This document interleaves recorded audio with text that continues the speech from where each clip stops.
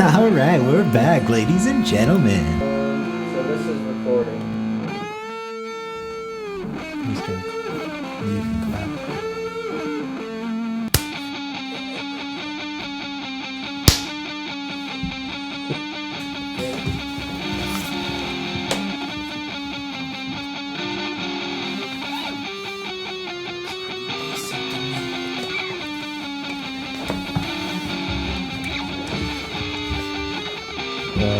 Alrighty, where were we? You're on a real woo-wop kick. A real woo-wop kick.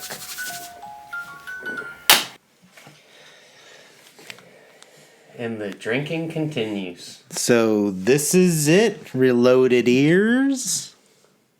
The intro for... Is it DC versus Marvel or Batman versus Spiderman?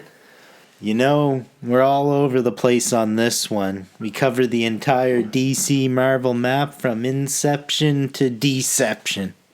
Yeah, this was a doozy. We're just making it longer as we speak. Yeah, round out some of this slog. There's just, that kind of just shows how much there really is to talk about when it comes to the history of these two characters. Mm-hmm. Not just that, but the brands that they hold. Yeah. Warning, talking about it may cause verbal diarrhea. Actually, I think this is the episode where potentially we will get the most traction and the most haters. Because, you know, we've been talking about a lot of movies that people haven't really seen. Yeah. But this is a hot topic. Oh. Talking about DC, Marvel, Batman, Spider-Man. People take this to heart. Mainstreamicist we've done. Yeah. And, yeah, this is the most relevant episode we've done. It was definitely a lot more relevant when we filmed it. But hey, we're getting there. There's been a couple more films that came out since. Majority Marvel. We got Thor, Love and Thunder, which I didn't see. You saw. Yeah. What'd you think? You know what? Forgettable. Enough said. Enough said. I wanted to really stone face it, but definitely not as good as Ragnarok. Yeah, Ragnarok was... It is to Ragnarok what Wonder Woman 1984 was, I think, to fans of the first Wonder Woman. Yeah. And what Venom was to Venom 2, or vice versa. They were doing such great things with Thor and Guardians of the Galaxy. Really developing his character, so I was kind of worried about them backtracking a bit with Thor, bringing him back to his element with all the like the original cast of the first Thor films, bringing Natalie Portman back, giving her a little bit of a bigger role. It wasn't that bad, probably, but you know, takes a rewatch. I didn't talk about it in the Christmas special, but the Guardians Christmas special was pretty fun. Yeah, I was treated to a Christmas song. Which I showed you, was the, I think, the second best Christmas song made this year, or last year. You know, second to Lala's Christmas by Joey Lala. Mm-hmm. That one's a treat. Yeah. Joey, you guys will be meeting later, like soon enough. You might be the one of the first guests we bring on here. You know, lots to talk about with him. He's a true artist in many different formats. Yeah.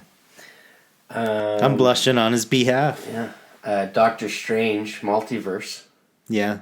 We both saw, like, right after the filming of this episode, and I was like, I kind of wish I saw it first, because, you know, we'll get the haters riled up now, because unpopular opinion, I thought Madness of Multiverse was better than No Way Home. Yeah, it was definitely a return to form for Sam Raimi, I think, of sorts. Yeah. Not that I'm like the huge follower of him, but yeah, I thought it was super.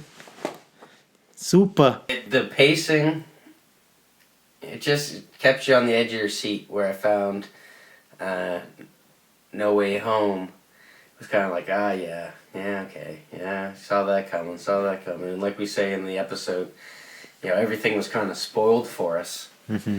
Where, the only thing that we knew about multiverse was the prologue of WandaVision, which I loved. Yeah, that was quite the tie-in. Yeah. Gonna have lots of subscriptions and stuff to experience this whole realm. It's a new age of Marvel films now because it's getting so overloaded with all these different series and stuff like that. That, you used to be able to keep up and you just had to watch all the movies that would come up once a year, twice a year. Yeah. But now you got to watch all these different series, and like next time I see a Marvel film, I probably won't know what's going on. Yeah, gonna have to buy the DLC. But I loved Peacemaker, and I'm looking forward to the series that are coming out of this new Batverse. Oh, Peacemaker was fucking brilliant. I hope there's a season 2 of that. Yeah. And I really like, I don't know the actress's name, but she played Tasty in Orange is the New Black. And I thought she was a great supporting role. I'm glad to see her getting another role like that. Yeah, fuck yeah. I think my favorite character in that is the neighbor or whatever. Like the guy that wants to be his sidekick. Yeah. He is hilarious. Goes to great lengths to help. Yeah. And another film that came out, I'd like to hear what White Adam thought of Black Adam. It was pretty mediocre. Rock being the Rock. Yeah. Starring him. But actually I kind of feel for him because recently they said that they weren't going to do a second one. And this was really his baby. I think trying to get this trying to get this thing afoot for 17 years, 15 years, 12 years. I don't know. North of a decade. That's crazy. I don't know. This was like his... How long ago did Shazam come out? Probably 3 years. Yeah. 4 years. Because I didn't see that. But I don't know why DC's all over the place. I like Shazam. Like they're just... It was entertaining. Yeah? Yeah. Okay, I'll have to check it out. But I think, The Rock playing Black Adam was doomed from the start. Because, I'm surprised Kevin Hart's not in there somewhere.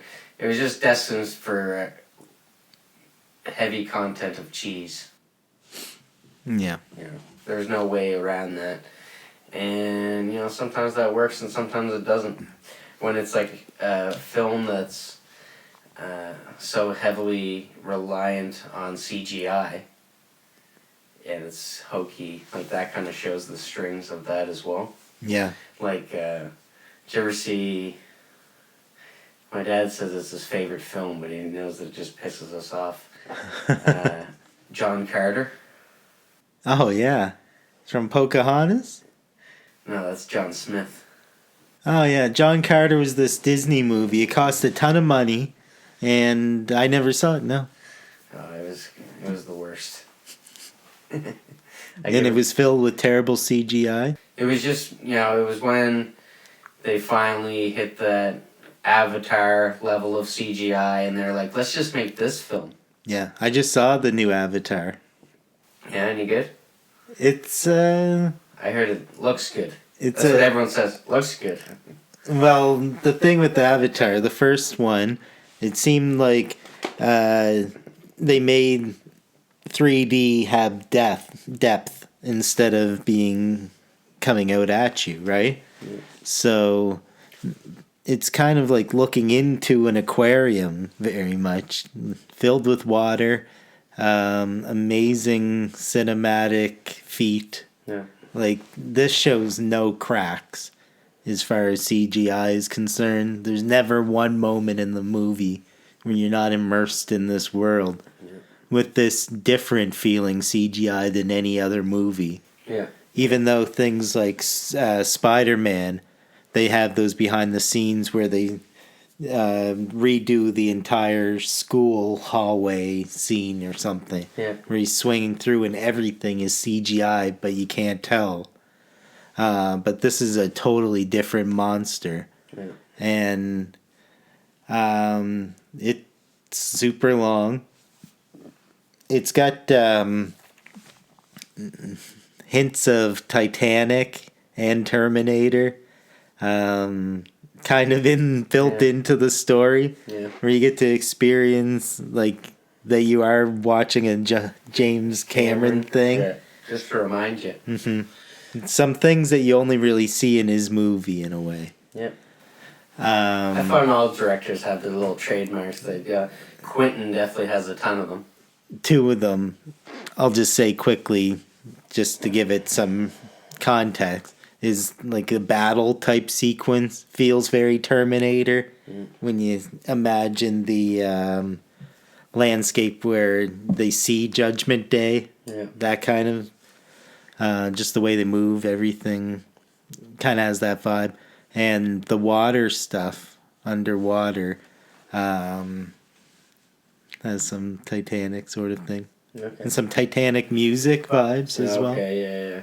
But I don't think that's saying too much about it. The story is dense, but still probably about a 7 out of 10 or something. Okay, 7 Z's. Yeah. So you put it, that's pretty close to Violent Night. It's not as entertaining. Yeah, but the visual factor helps them. Yeah. No?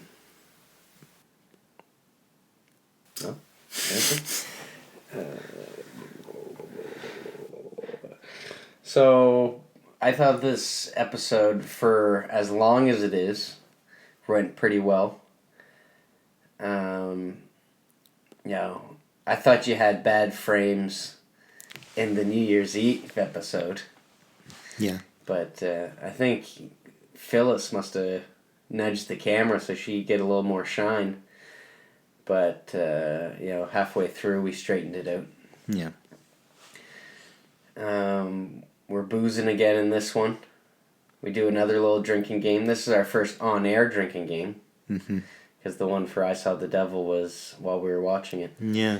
It's a Marvel versus DC it was a little sip for sip contest. It was a little inspired by a game that they play on Drink Champs, which is a podcast that I like to watch. Yeah, that was in our Drink Champs era. And they like to play this game, this drinking game, with their guest called Quick Time with Slime. Oh. So I guess our version of it's like Long Time with Schlong or something. No? Well. We'll work on it. Yeah, it's the right length. But yeah, I don't know if this is the start of a downward spiral for the tired masterminds, getting into the booze. Not even hiding it in our signature Greek cups. Yeah. See if even Maverick could get us out of this tailspin. Yeah. So the only way for you guys sitting at home to figure out if we make it out of these depths is to tune in at the same late time, that same tired channel. Yeah. You really hammered that one home. I tried. Smash, smash, smash. Free Kai. Yeah, I watched that, by the way. Nice. What'd you think? The intro's over. Welcome to this episode of New Rockstars. I am Eric Voss, and we're here to talk about comic books. I guess that's true. So, I wanted to start off with just asking you, do you have a preference of Marvel over DC, like before movies, just like from comics, or just your favorite superheroes as kids?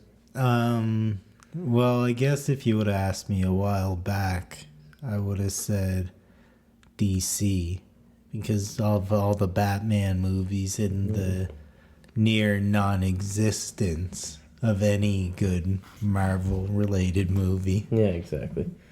Kind of started it off. But Blade...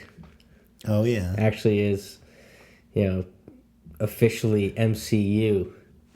And Blade was... When did Blade come out? I think they're starting to call that the very first MCU movie now. Yeah, I was still going. I watched that as at a sleepover. Yeah. Where did you first watch Blade? I don't know. I don't think... I could have saw it in the theaters, honestly. I think my dad might have took me and Wes to the theaters. And it's funny bringing up Wes. Me and my brother always... I was always a Marvel guy. He was always a DC guy. Yeah. You know, you get into it because Marvel not only like destroyed them in sales, but then gave them money to kind of help them out. Oh, yeah, yeah. And they've always had back and forth, like stealing each other's characters. Yeah, oh, yeah. Kind of putting like, Deadpool came from Deathstrike and kind of stuff like that. Yeah, yeah, close. But, you know, Marvel has really taken over in the cinematic world, like with movies and stuff like that. Like, they're really on their stride. And it seems like, there's so many of these superheroes that are involved in Marvel, and like how the Justice League and how DC's rolling around. Like, Batman's really had DC on his back for like a long time. Yeah, because other true. than Batman, like Superman was a flop in my eyes, at least. I don't know if it was that great. And I would have I never got definitely in preferred even the Justice League over the Avengers for a while there growing up. Yeah. Because there was a Super Nintendo game or something that was like, I don't know if it was Marvel versus DC, but like it had some of those weird characters in it. And I was a big X-Men fan with the animated series of X-Men. So I think that's why I leaned towards Marvel too. Mm-hmm. It was just like, yeah, you have Spider-Man, yeah, you have Batman. Yeah. But then you have X-Men, who not is just one superhero, but like so yeah, it's many. a whole It's other always, galaxy. Yeah, and it's always different characters every time. So I was always a big Marvel guy. Yeah. But the only real DC character that I was a big fan of was the Batman. Yeah. Vengeance there. Yeah, Vengeance. You know what? I think right from even that early point of the movie, people were already like, why did he call himself Vengeance? I loved it. I thought it was a perfect play on, how cheesy it was. Christian Bale, I am Batman. Yeah. It's like that was such a mockery and like used in memes and stuff like that, so they had to really turn that on its head. I didn't know there was such a gap between the origins. Like, Spider-Man came out in the 60s. Batman came out in 1939. Yeah, 80 years. It's got to be like the OG of these comic book characters that are at least like at that level in popularity. Detective Comics. It seemed like obviously Spider-Man had a little quicker forward motion because a couple of years later they already had an animated series. Oh yeah, that's right. Where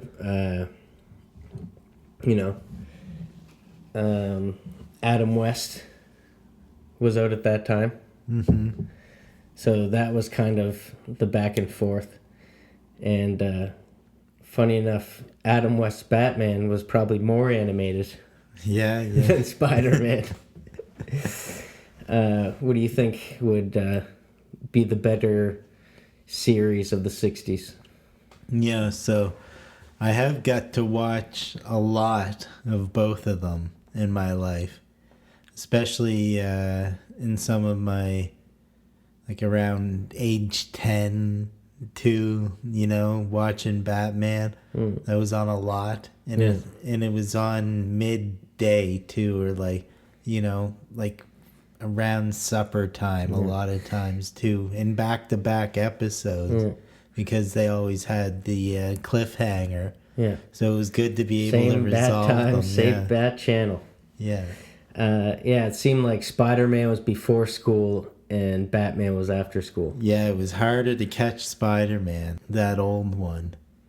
But it was like the 60s one. Yeah. That one was a hard catch. Like early in the morning sometime. Yeah. And you'd see like, oh man, that's that weird Electro. I was just gonna say that with the Star. Yeah. And like Vulture, real Vulture. Mm-hmm. And Green Goblin, where he's actually a goblin. Yeah. And it's funny because before the Batman series started, they came out with a film, and it was very similar to the clip that we were just watching, kind of, and you've seen it in Batman animated series. In the film, it was Riddler, Joker, Penguin, and Catwoman all together. Yeah. Trying to get Batman. And then we were watching that they did that in the 60s animated series for Spider-Man, where it's Vulture, Green Goblin, Electro, yeah. and then Weird Invisible Guy. Yeah, I didn't catch his name. Yeah.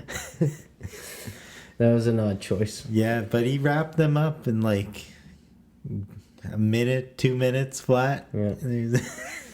Yeah. Cracking wise the whole time. A very mature sounding Spider-Man in those days. Yeah, doing the impersonations and throwing his ventriloquist skills around. Yeah. So then we get into better intro music. Spider-Man does whatever a spider can. Or how's Batman go? Batman.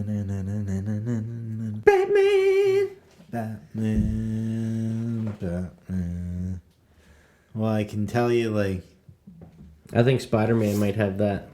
it's so good. There's a lot of lyrics. There's definitely more effort put into the lyrics of Spider-Man's name. Catching villains just like flies. Yeah, there's a lot of cool references in there. He's got radioactive blood. They give the whole story. Yeah, a recap. Yeah. How we got that way. But yeah, real rockin' versions of Batman over the years. But because then the Batman animated series, obviously, I really enjoyed the Spider-Man animated series in the 90s as well. Shocker, Scorpion, those kind of guys. Yeah. But definitely, Batman animated series is on a totally different level. Like, I remember even in high school, we went and bought those on DVDs, and we used to meet up at Troy Miller's basement every day after school and just watch Batman. Yeah. Like, it was that cool. I used to eat the Batman pastas. The cans. But I used to eat the Spider-Mans too, though. Yeah. I think the noodles were thinner somehow on the Spider-Man. All those ones had slightly different consistencies, like a little bit of texture difference, like one a little bit thinner. Yeah. The animated series Batman, also had those episodes with all the villains coming together. But the villains like Scarecrow was awesome. Yeah. I really enjoyed Mr. Freeze. Mr. Freeze. Yeah. Known for having that like really dramatic arc for an animated, show in general, I think. But then they had some really like deep episodes of Bruce Wayne like forgetting that his parents there was an episode of if his parents didn't get killed. And the Ra's al Ghul. Yeah. They used to have him, but I always thought those were like the crappiest episodes. I'm like, come on, give me fucking Man-Bat or something. Yeah, exactly. I never really got into And then when episodes. they used him in Batman Begins, like it made me not watch it for like the first year.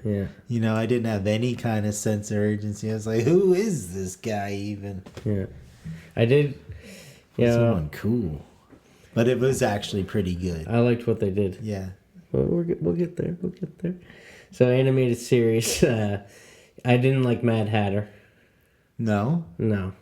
A little too on the nose with Alice in Yeah, Wonderland? exactly. He's like exactly that guy. Yeah.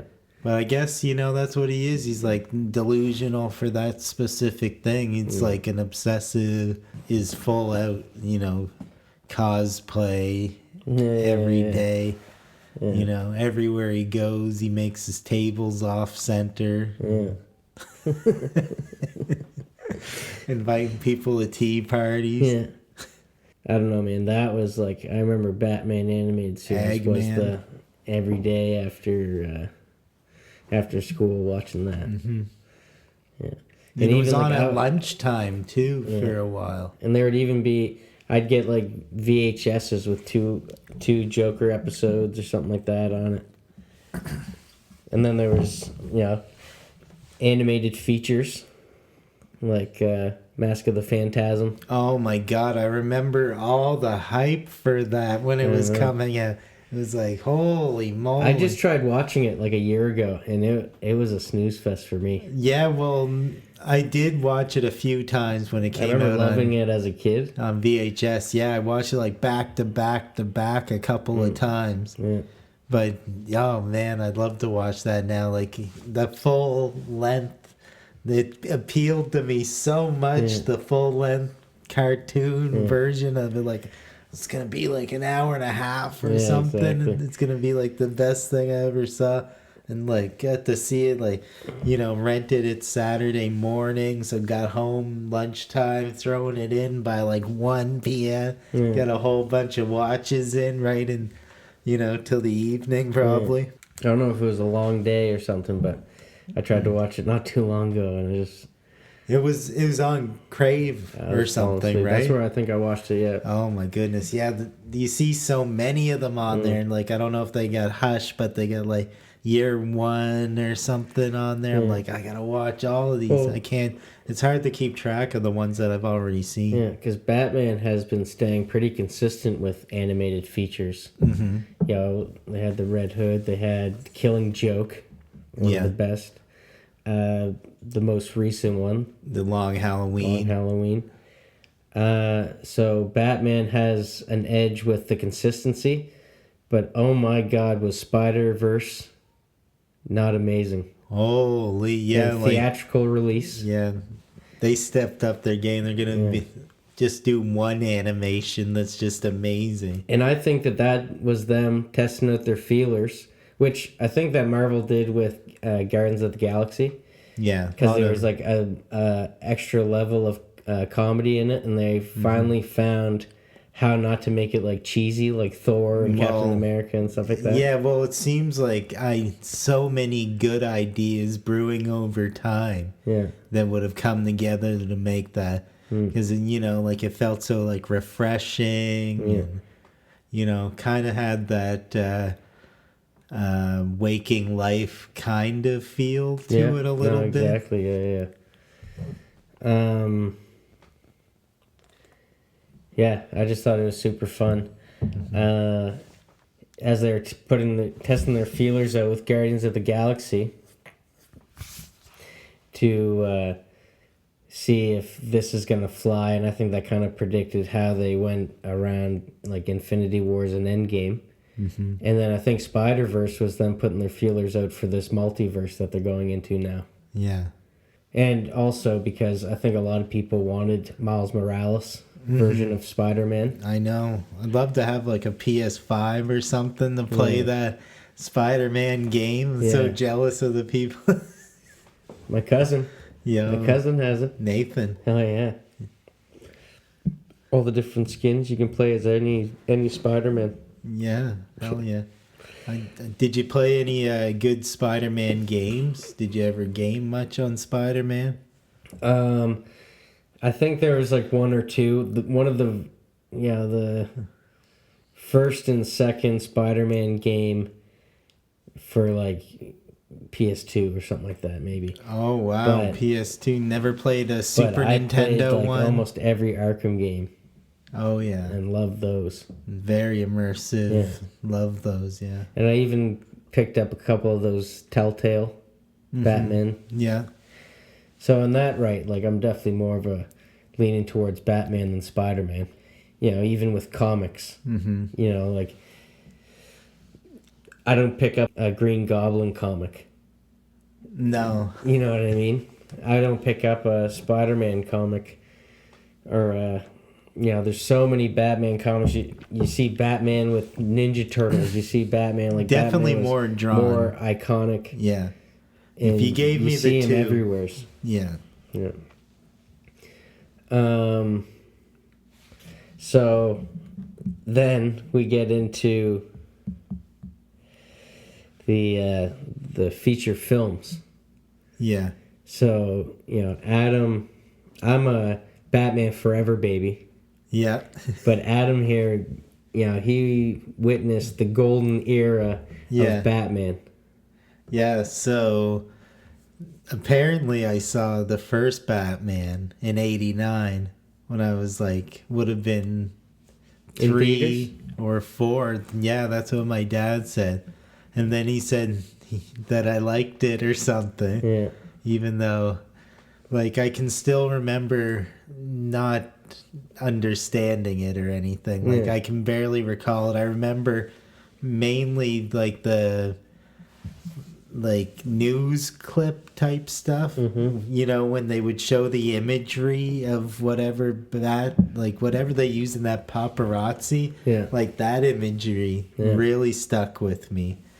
And then Batman Returns, like, I remember like crazy in like 91 or whatever. Might be, you know, the best superhero film ever. Oh my god. And going there, like, I remember, like, it was before I was really, like, in tune the still to when things were coming out. Yeah. So I just remember, like, finding out, we're going to Batman Returns tonight. Yeah. And I was so super excited, like, might have already had some toys or something come down the pipe. Because I was a big toy guy for this stuff. And so I go there and, you know, got like the king size bar, you know, like 6 years old or whatever. Yeah. And then Catwoman gets pushed out of the window. And the cat started nibbling at her. And, like, that scene killed me. Yeah. Like, I was so, like, scared by it as a kid. Like, the idea of a cat nibbling at me. Holy. Not just one. No, a whole bunch of them. Just, like, on your fingers and stuff, too. Yeah. But that movie had, you know, the perfect amount of sexy Michelle Pfeiffer and disgusting Danny DeVito. Like, it was such a beautiful contrast. Yeah. You know, some edgy stuff. Mm-hmm. You know, biting the dude's fucking nose off. Yeah. And eating the fish. I remember eating the fish was really disgusting. In the budgie. Yeah. Yeah. And, yeah, man. All walk-ins aside, that was a pretty good movie. Yeah. Max Shrek. Yeah. Yeah, no, like everything about it, like the Christmas feel, like now, like I watch it at Christmas time. Like I love everything about it. The like whole like freak show movie. Sort of. More of a Christmas movie than Die Hard. I gotta watch all of them though. Yeah. I always gotta watch Die Hard though. And I can't even stop at 1. Like, I always gotta watch 2, and then I usually gotta watch 3. Do you stop at 3? I do, yeah. Although, like, people, you know, really don't like the 4th one sometimes. Yeah. Which I don't mind it. The 5th one, stinkeroonie. And I went to see all of them in a marathon at the theater. Yeah. And still seeing that one was just like the most awful taste at the end of the night.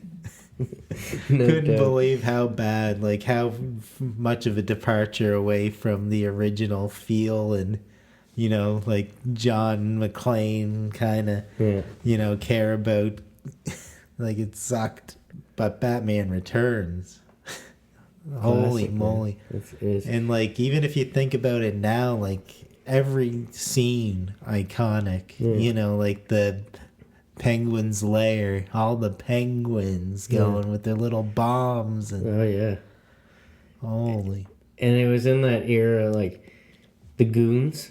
It was the same like kind of thing as, you know, Power Rangers and the Ninja Turtles. They always had this army of goons, and both Batmans had that kind of like. I think they were both kind of, like, obviously it was a bunch of clowns in Jack Nicholson's, and this was like a bunch of people. They're like hockey players or something like that, or like they're ice. You know, they're ice people or something like that. What's that? The henchmen that the Penguin had.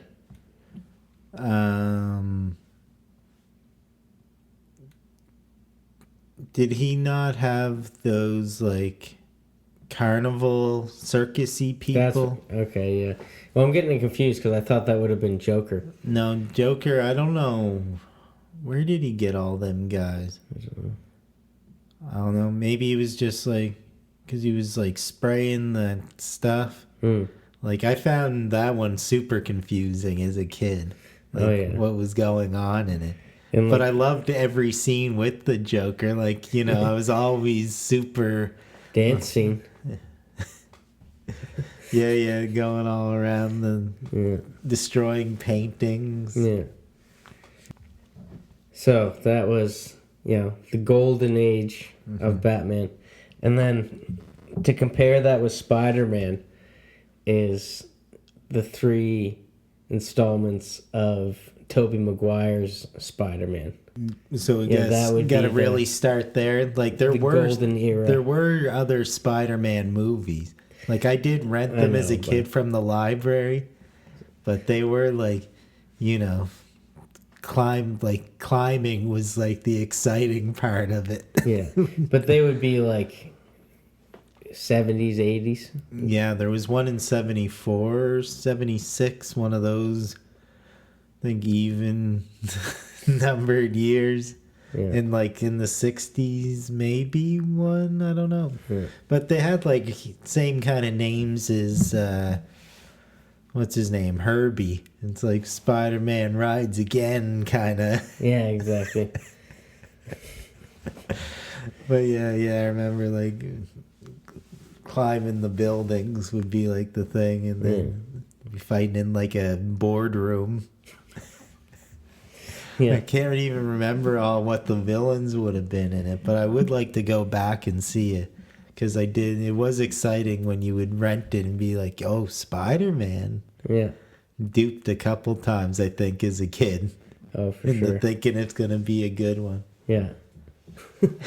Then we got Christian Bale. So, Toby or Michael Keaton? Who you got to go with? Oh, Michael Keaton. I don't. Christian Bale or Andrew Garfield? Christian Bale, I think. These are pretty uneven. Andrew Garfield's movies were so bad that I just blend them. I forgot that there was even 2 of them. I thought it was just the same movie. When Lizard showed up in No Way Home. I wouldn't have known that it was from that one. I would have assumed it was from the Tobey Maguire one. Yeah. But I figured it must have been an even number. I figured Jamie Foxx was from the new one. Yeah. And there was probably he was from the newer one as well, based on a CGI level. Yeah, exactly. Can't go from cheesy to pretty good looking in No Way Home. Yeah, it only took them 3 tries to get Spider-Man right. As I think, and I don't know if you agree, that Tom Holland would be the best Spider-Man. I think so, yeah. He's the one who I've connected the most with as far as Peter Parker's. Yeah. Most Peter Parker-y. Yeah, Michael Keaton, great actor. Yeah. Christian Bale, great actor. But these guys, just to me, and I think it's just because I was used to big-chinned Bruce Wayne in the animated series, but they just seem too small to me to be Bruce Wayne. I don't know. Yeah. And that's what the heads were saying. Like, you know, that's what the people were saying. Michael Keaton. Yeah. He's too little. Yeah, exactly. Even though and they're like, no. You want to get nuts, he'll get nuts. But Tobey Maguire, I just really didn't believe a Spider-Man. I don't know, like it must have been another movie. I wanted to Yeah. love it, and there was a But lot he was of like things. 30. You know what I mean? Yeah, he did seem a bit older. Yeah. Also, but there was lovable stuff like Macho Man in the movie, Yeah. like that whole beginning Buzzsaw part. or whatever her name Yeah, is. yeah. Yeah. Like that whole part was good. Yeah. You know, they did, of course, the Uncle Ben dying thing, and Yeah. you know, they went all through that. And the game, like you were talking, did you play the games for those on PS1 or whatever, PS2? Those are the games I would have played. Yeah, and that closely kind of followed that, Yeah. I believe. And then you were in like a warehouse for like ever. Yeah. And It's hard for me to remember. yeah. Like I wasn't that into it, you know what I mean? Like I got more into, I remember Batman for Super Nintendo. That followed the story like crazy. That was a great game. And it was But for hard. some reason, I can't really remember the Spider-Man Oh games. my god, when you'd get to the bosses and they have the multiple life bars, Yeah. they'd keep going. Like Yeah. you'd be fighting Catwoman and Yeah. then boom, another one. And there was like the penguin fights were crazy on the ducky. And like at that time, it just seemed so cool, the backdrops. You know, it was snowing and stuff like that. Like the backdrops of that movie was actually cutting edge at that time. It was beautiful. Give another shout out to Marvel. I remember really enjoying the Hulk game for Super Nintendo. Go away. Where you get hurt, amount of time you turn back into you'd have to take the David pills. Banner. Yeah. And then you'd have to turn into Hulk. And you'd have to get in to crawl through like vent type stuff. Yeah. You'd have to be him too. Yeah. I thought that game was great. Yeah, it was strategic. It was hard. Yeah. Very hard. Yeah. And they would have been around the same time. Yeah. And I don't And do you even know fight like Rhino and stuff in that game as Hulk? Like who are the Hulks? You know what, man? That's so funny. I can't even remember any of the bosses or anything like that. Because he wasn't riding off a I movie. think he fought with like the lizard. Yeah, maybe he's just copying Spider-Man's villains. And Iron Man would show up sometimes. Yeah. But why would they be fighting? And man, I was just thinking, like, I don't even know if this was part of any of the series, Yeah. but there was like Hulk cartoons and stuff too that Yeah, I there think was. had the lizard in it. Maybe. Oh man, holy moly! Well, this is funny. All right, don't let me stop you. No, I just remembered these things that I can, barely have a recollection of. Like they go so far back with these things. Yeah. And did Both you ever very notice how many villains? And we'll get back to this. I just want to say this real quick. Yeah. How many Spider-Man villains are doctors or scientists? Lizard, Yeah. Doc Ock, Green Goblin, Electro. It was working in the power company or whatever. Like everyone except for whoever the other guy Sandman. Yeah. Everyone but Sandman was he was like a thug, but it was similar to Mr. Freeze, where he was doing a bunch of bad just because he wanted to save his daughter. And Mr. Freeze was a Dr. Freeze. Yeah. Doctor. But I want to jump back and bring back to Mr. Freeze Arnold. Yeah. Probably the cheesiest villain to grace Batman. That was a tough watch. And, I remember still, aesthetically, there was some good in that movie. Yeah, it was striking. Bane looked really fucking cool. Very much like the animated series Bane. And I liked how he was this skinny guy and they pumped him up. Probably the sexiest Uma Thurman when she's Poison Ivy. Well, that's You know, and the boys are fighting over and stuff People like that. Pulp Fiction. Yeah. House that Jack built.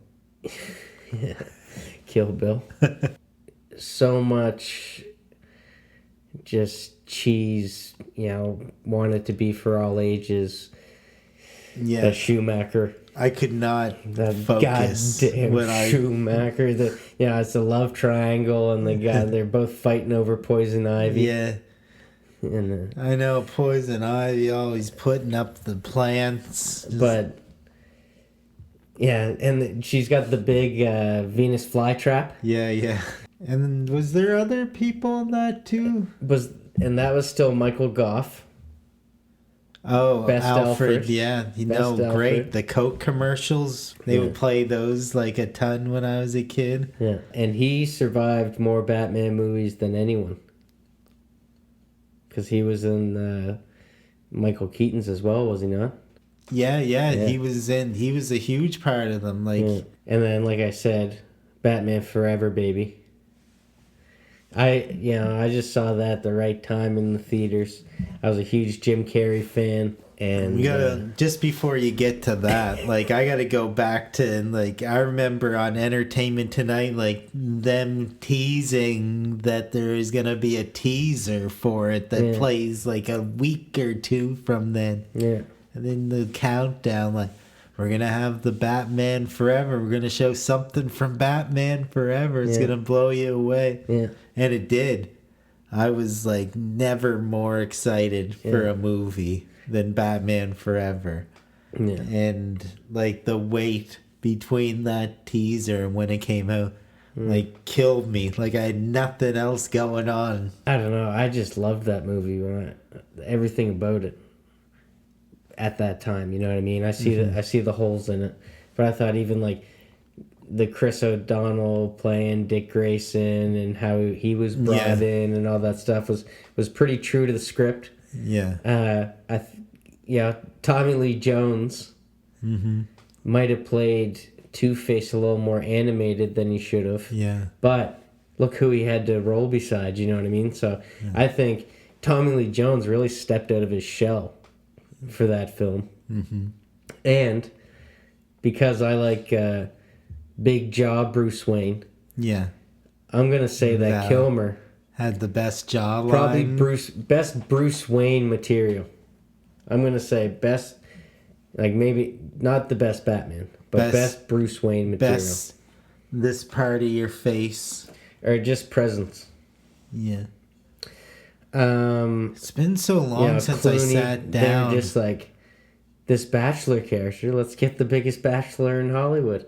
And like these movies kind of started what happened with Spider-Man's and X-Men's and then became Captain America. Just like that era of superhero film kind of started with those Batmans. I can't believe how far they've come. Like Series superhero now, movies Peacemaker. used to kind of suck. Yeah. Like for so long, like all through the 2000s, they were so garbagey. Yeah, I know. In the 90s, like everything, you know, like Batman's were like the only good superhero movies in the 90s. Yeah, exactly. Like, I didn't mind. Who do you think was the better Hulk, Bana or Norton? I would have to say Norton. Me just too. as a gut feeling. I liked Norton's. I watched it. I went back and watched it. Yeah. And there's certain things about it that like I like him. It's more believable than Ruffalo. Did Mark Ruffalo have his own movie? No, I don't think so. No, still waiting on it. No, but Black Widow they got consider one? Edward Norton MCU. Really? Yeah, so it's a whole Terrence Howard, Don Cheadle thing. Just don't talk about it. Don Cheadle from They Seattle. did a whole on Viv move. Oh yeah, yeah. Fresh Viv. And then there was Affleck. So we're going on the many attempts of a Bruce Wayne. I guess so. Yeah. Affleck, who didn't last long. I don't even remember barely seeing I think him he in the took movies. on too much because all of a sudden he was writing and producing these movies. and then he just backed out completely. But I wasn't impressed with Batman versus Superman, or there was some funny flaws that I saw in the little bit of Justice League that I watched with him. I did watch that whole thing, and I didn't think it was that bad, but Black and white? No. Color? But my buddy did watch it in black and white by accident, and he was like messaging me being like, "This is super stupid. Why did they do this?" And I said, "There's a version in color as well." And I don't know if he would have ever finished it, but he also, that same dude, messaged me after he watched a third of the new Batman and said, "This is boring as fuck."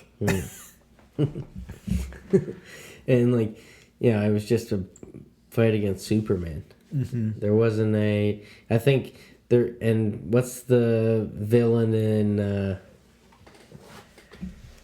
in Justice League? It's Darkseid. Yeah, something. So Darkseid is Marvel had Apocalypse. Yeah. Apocalypse was so fucking badass, but then they made him really small in the X-Men movies, and it just wasn't good. Apocalypse should have been a Thanos character. The first couple of X-Men movies I thought were a little boring at times too. Yeah. To tell you the truth. Yeah, they have the same feel as Tobey Maguire Spider-Man. The only thing that I like about X-Men is that it seems like you get a lot more bang for your buck. Yeah. And Hugh Jackman did pretty great as Wolverine. They had the kind of, they had all the characters that I remember from the animated series with Rogue. I remember watching that version of Wolverine with the unfinished and one. The big Sabretooth. Sabretooth was awesome. He was cool, man. I always thought Sabretooth was super wicked from the animated series. Yeah. He was. I thought they did a great job with Mystique too, for X-Men. Yeah. And shout out to Patrick Stewart. Yeah. And Ian McKellen played Magneto. Great duo. Magneto's badass, you know what I mean? What they have to do, Mr. Sinister has to come to whatever the fuck X-Men is, Sonyverse or whatever the fuck. Mr. Sinister has to be in a movie. He was the fucking best villain of the X-Men. And that's bringing me to who has the better villains, Spider-Man or Batman? Yeah, so Spider-Mans are interesting. I played this game called what was it? Amazing. Anyway, it had all kinds of villains in it. It had Kraven. I really liked Kraven a lot from the animated series for some reason as well. I always liked him. Lizard, Rhino. For some Kingpin. reason, Kingpin, yeah, for sure. Madam Web. I really like Scorpion. Scorpion, yeah. Shocker. For Shocker. some reason, man, I really liked Shocker. Yeah, it was very interesting, the way they changed his look over time too, and they brought back some of that on one of the newer ones, that weird vest. Yeah, because I loved the look of him for some reason, even though he's fishnetty. Yeah. You know It's the only guy in fishnets I've ever enjoyed. Yeah, exactly. Yeah. Whoa. He didn't mean that. But we can go Tombstone was cool. Yeah. I loved Prowler. Tombstone. Yeah. I forgot about Tombstone. Holy moly. Yeah, Prowler was cool because sometimes he'd be helping out. Yeah, he's one of those flippity floppity boys. And then there was Black Cat, who was Gwen Stacy, wasn't it? Probably, yeah. I'm pretty sure. And Venom. Venom, Carnage. I remember Carnage, man, was the most gangster thing before Spawn. Oh my god, he was like the spookiest, like most and, like Freddy Krueger. Yeah, and kinda. I love the backstory with Cassidy. Mm-hmm. He's just a serial killer. Yeah, like, yeah. He wasn't. Everyone else was just a great citizen that got infected by something, and now they're villains. Like this guy was a villain to begin with. He killed he's his just parents. a crazy person, just the most wild card. Kind of anything can happen. Malicious, 100%. And they knew there's only one person that could play him, whether it was good or not. Yeah. It had to be Woody Harrelson. Yeah, so he could reprise parts of Natural Born Killers. What a great homage. Yeah. But the movie sucked pretty much overall. It was pretty boring. I was disappointed, but good for Woody Harrelson. Yeah. What other Spider-Man villains? Doc Ock is cool. Yeah. But you go over to Batman. The Joker. I know. What I mean? There is no okay, I gotta say, Doppelganger was fucking cool, even though I'd never seen him in any animated series. Because I used to collect these, not baseball cards, but Marvel cards and DC cards of these superheroes, right? So there's Doppelganger. I think I had a action figure of him and stuff like that. Yeah, Hobgoblin.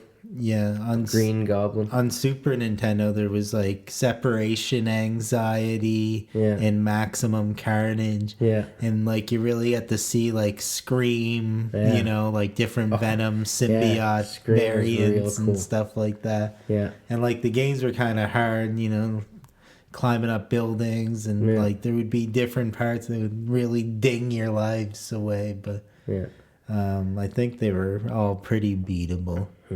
A Doppelganger showed up in that a couple times. I do remember that. That's probably where I would have first recognized him from. The Goro of Spider-Man. Yeah, exactly. But Batman villains, you know, the Green Goblin would be the closest thing to a Joker for Spider-Man. I suppose, that crazy. And like I said, you don't go out and buy a Green Goblin comic, or you don't see people with Green Goblin t-shirts to this day. No. And there hasn't been, you know, I guess there has been a couple different Green Goblins. No, I guess there hasn't been. Who else played Green Goblin? I can't even remember if there was a Green Goblin in Andrew Garfield's. There was, because I know who played his son, but I can't remember who played Harry. But he wasn't like full-blown Green Goblin in it. Like there was the Vulture one. Yeah, no, but I'm talking about Andrew Garfield. What were his villains? They had Lizard, and then Electro. But there was also one where the one with the Lizard, the guy who was in Chronicles and he was in Lawless. Tom Hardy. No, the friend that has like a bum leg or something, and he gets killed. He's moonshining with Shia LaBeouf. Fuck me, I don't know. Can't think of what else he's in. But there is a Green Goblin, but like not Harry, not Norm Osborn, but Harry. Yeah. I can't remember who plays Norm. Where Norm is Willem Dafoe. Yeah. In spoiler, No Way Home. Spoiler.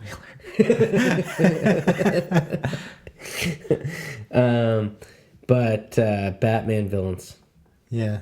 Riddler. Let's say the ones that we haven't even discussed yet. Calendar Man. Egghead. Victor Zsasz. Yeah. Victor Zsasz. Also a serial killer. Oh yeah. Probably the most sinister, like realistic, because you know a lot of Batman's villains are kind of like realistic in a sense that they're just crazy people that are doing this stuff, and they're not mutants and have powers and stuff like that. A lot of them. A lot of them powerless. Yeah, ventriloquist. Oh yeah, he's a good Scarface. one. Yeah, he's a weird one. Yeah. Yeah, you got Freeze. You got Man-Bat, Clayface, I really liked in the animated series. Yeah, that's right. Clayface was the cool. Sandman. Yeah, yeah, exactly. But Clayface also could make himself look like people. Sandman never did that. Yeah, that's So right. He was a like, mimic. he was like Mystique and Sandman at the same time. Where, there's been so many of those clonable characters like Mystique. And do you remember in the X-Men series, his name was Morph? Morph. And he was another guy that would be good sometimes, but when he was bad, he'd turn and he'd have these bags under his eyes, and then he'd be bad more. Yeah, when he's tired. Yeah. And then Chameleon, who, remember Chameleon? He was like very plain face, had a pointed nose, and he was a shapeshifter as well. Spider-Man villain, going back to Spider-Man villains. And I'm sure I'd recognize Craven's brother is Chameleon, and Chameleon was the first villain in the first Spider-Man comic. What? I couldn't tell you who was in the first Batman. But I know Joker's pretty early on because it's also like 80 years of him as well as Batman, I think. So, but Batman's, I think, been around more. You know what I mean? He's had fights with everyone. So there's I'd say a vaster list of Raja Ghul and then Talia Ghul. And don't remember Raj Al Ghul from the old series. From what? The 60s. Oh, no. No. Egghead, King Tut. Yeah, King Tut. Holy moly. Yeah. Poison Ivy. Professor Pig.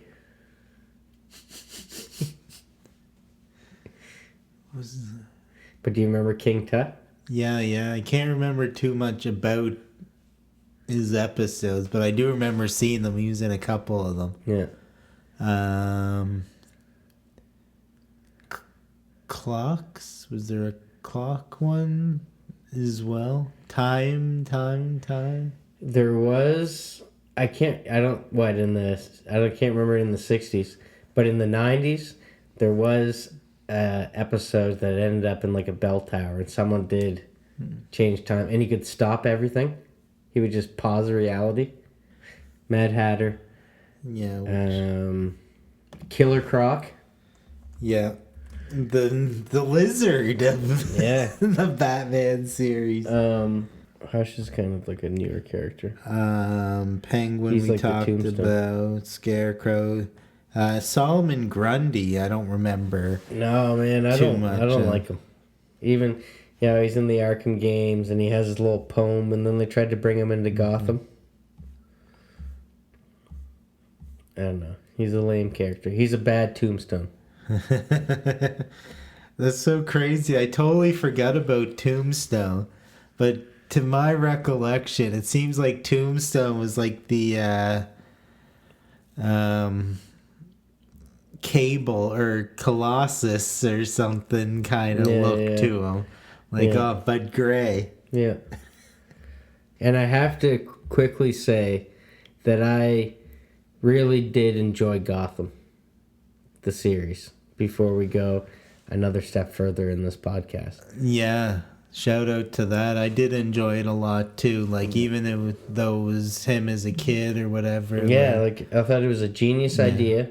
They kind of, you could tell they backed themselves into a corner because it seemed like they could have went farther, but they just stopped it. But it was fun to speculate on who was gonna grow up to be what, and you get to see the young Penguin, and he's just like, he's got these little things that kind of just give him that moniker, and it's not and the Riddler was really cool.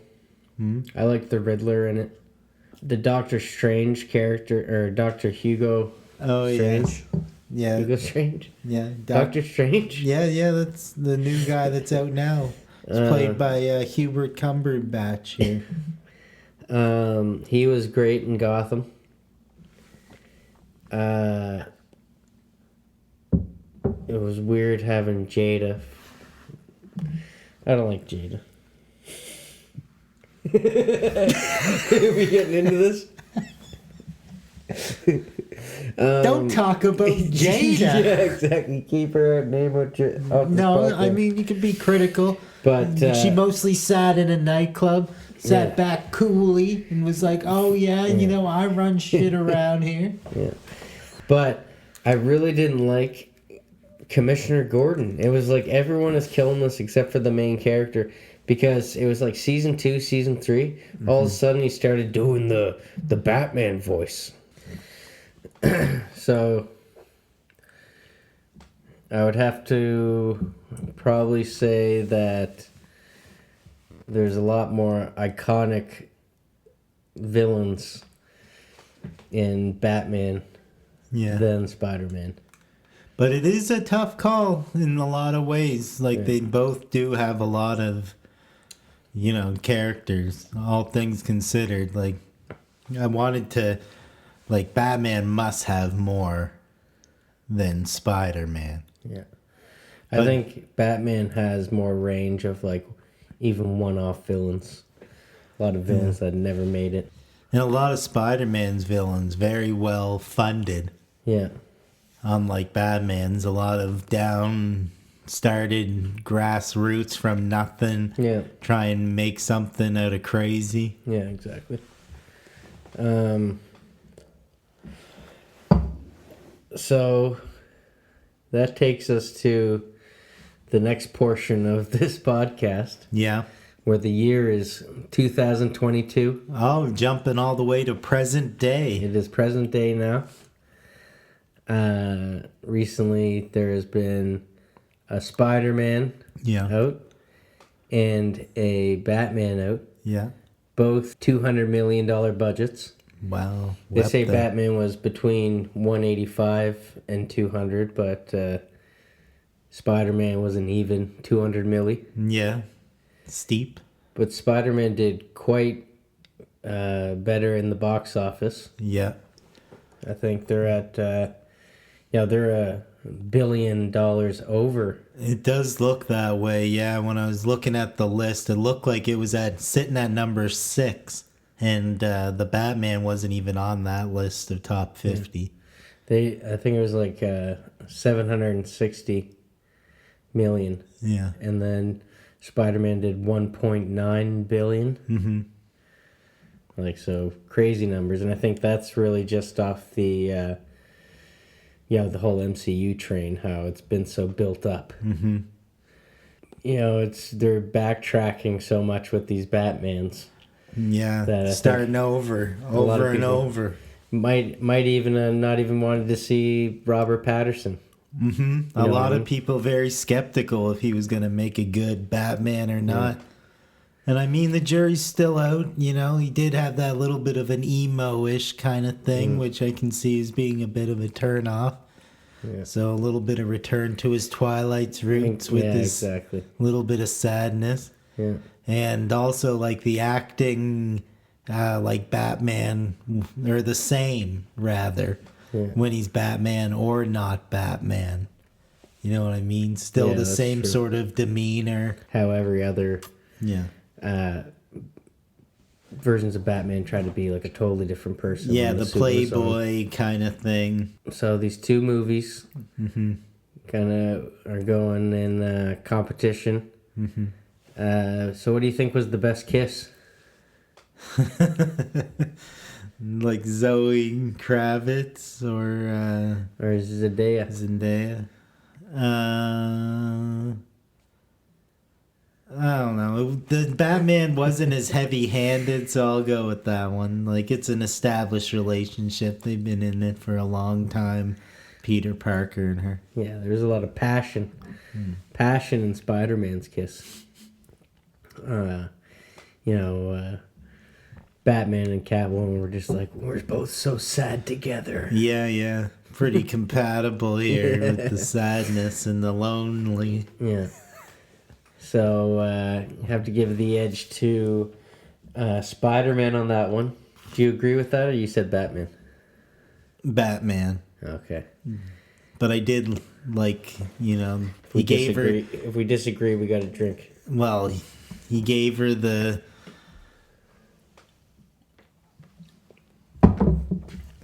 gave her the contact lens. And that was a pretty intimate scene. Pretty sweet. Going through there. Getting in, like, experience it helplessly in a way through her eyes. That was really cool. And so I would say that that brings me up to the next thing. Who is that guy? Still, you know, I give Spider-Man better kiss, but I give Batman definitely the better female role. Yeah. And I think even if we went back in the history of Batman, Michelle Pfeiffer, Kirsten Dunst doesn't even compare to Michelle Pfeiffer. I know, Kirsten way better. Gwen Stacy there, Emma Stone. Mm-hmm. She's a cutie, but Halle Berry, even though that was a flop of a movie. Catwoman, holy! You forgot about that one. Yeah, I wouldn't have brought that up in the hot. Well, we got to go there.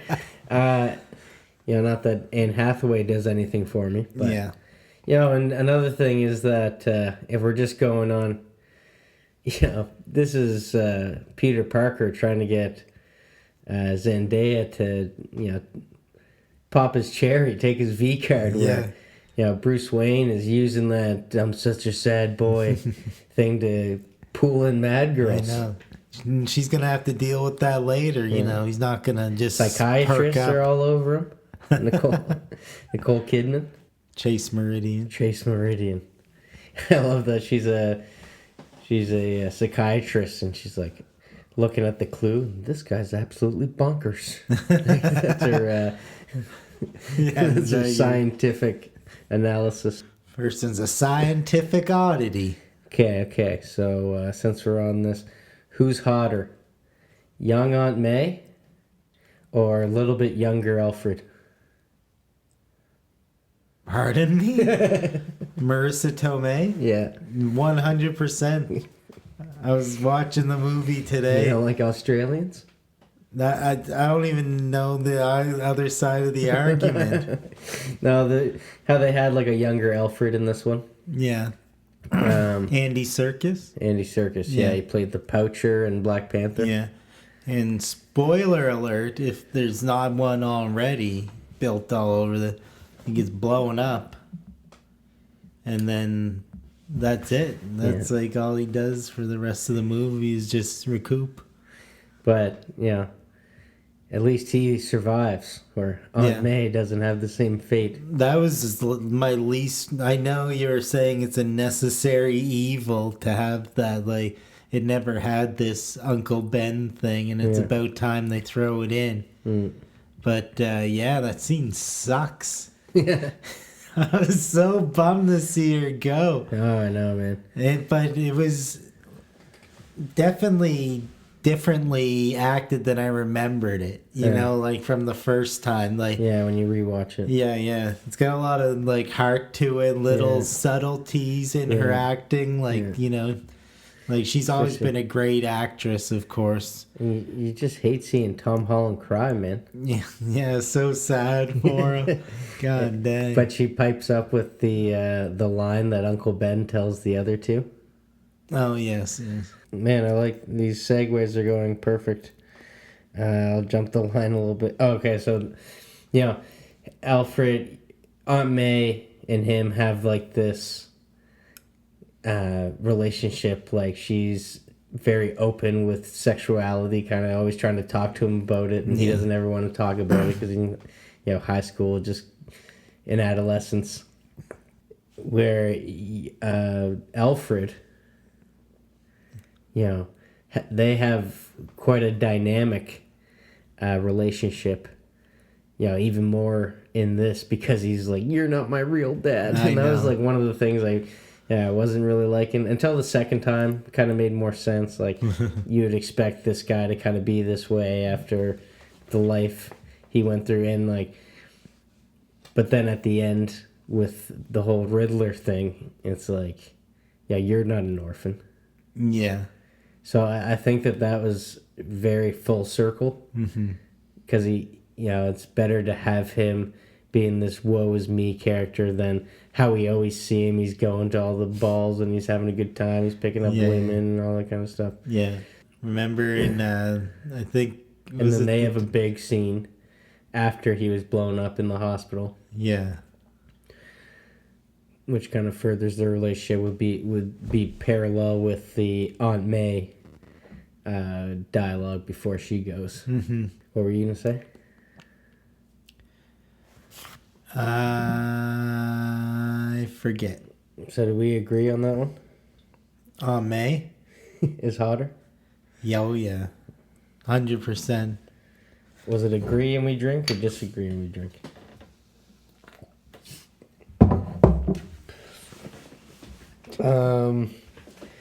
Okay, so just because we went to this, so because we were talking about Uncle Ben. Yeah. Uncle Ben's death? Yeah.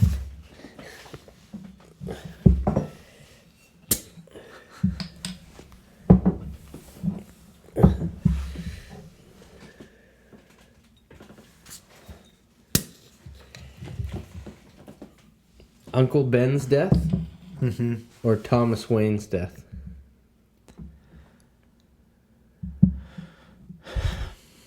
I guess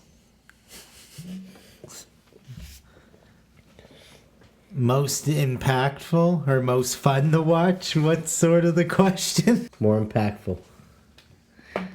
Well, And I think it's obvious, but it's funny to Uncle discuss it Ben is usually a more personal angle. this way. Okay. You get to sit there and watch him in daylight as he senselessly gets buggered during a robbery. Yeah. You know? It's the daytime version. Yeah. Usually with the Waynes, it's in an alley. It's a voyeuristic look at it so that you can't tell who killed them. Yeah. So it can be anyone. Because there's been just many for different fun. reasons, or many different people. Yeah, in almost every iteration, and they're getting more sullied by the day. Yeah. Like every time they're getting drawn in is, oh, look what old shit Thomas Wayne did while he was alive. Yeah. And I think this is the only movie that doesn't have a flashback scene of the death.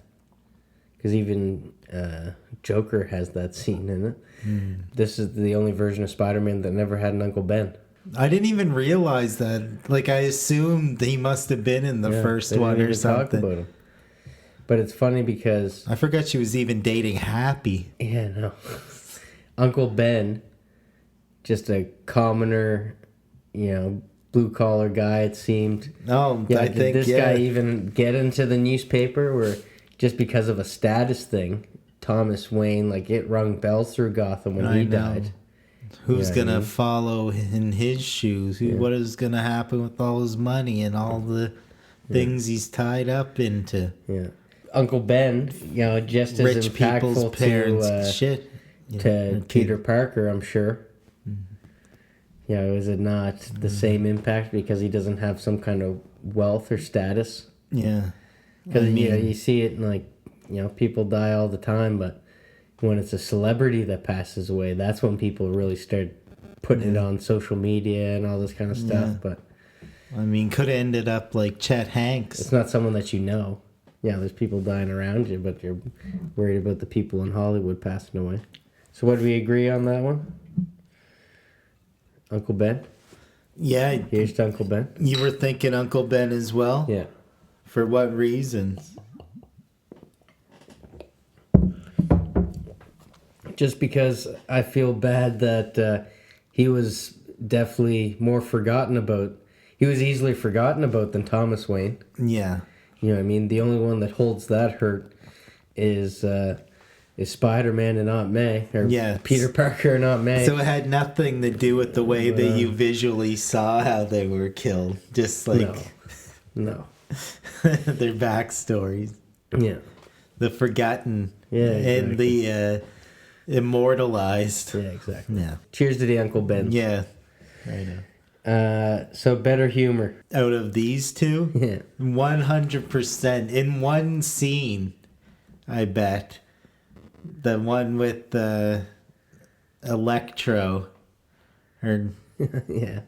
like, Jamie Foxx. yeah, there's more humor than in all of the Batman movie. Like you get the scene with the Penguin going, "Oh, why you show me that?" Yeah. That one, And how he waddles off. yeah. But it's like, I don't know if they tried to have a little bit of comedy in the, what else has wings? Oh, A falcon. And like then they didn't say penguin, but they're like, what was the other thing? Oh, flying rat. it was like a bat. Like I was like, are you guys gonna say a bat? No, the other one was a penguin. Yeah. And it seemed like And really, it's, if I'm not mistaken, he's right, wasn't it?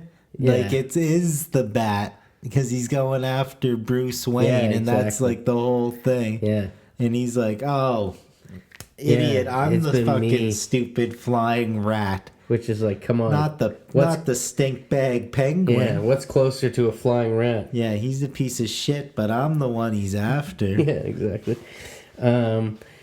And another funny part was the you could have pulled that punch a little bit.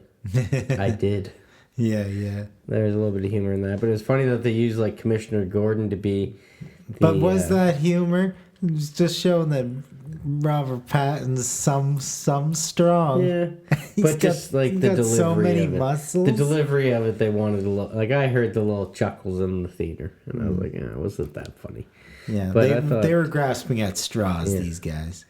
But I thought, there's always some humor in Spider-Man, and I thought that, Andrew Garfield really redeemed himself in this film, Jumping all the because way. they made him like the comedic relief. Yeah, he in was the third act. Yeah, he you know what I was mean? great. I Actually, thought they did awesome. Yeah, Like, yeah.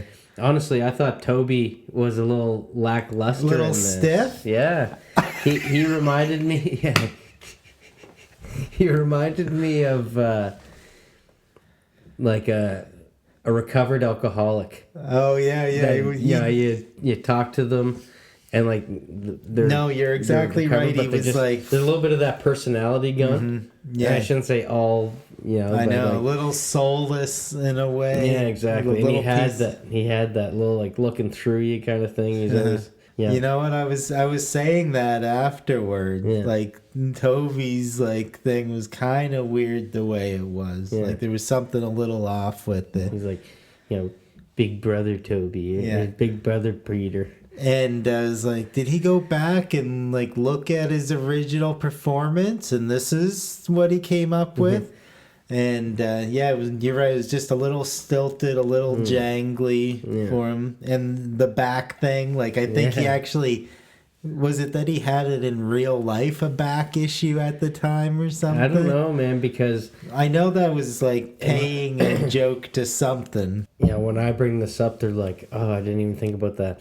But Gwen Stacy's back broke on impact when Andrew Garfield couldn't save her. What? So it's like him cracking someone's back, but for good. You know what I mean? So that's pretty deep. Holy. But I loved the part of So multi-dimensional. Enter the back multiverse. you guys fought aliens. The only thing I fought was a Russian guy in a rhino suit. I'm lame.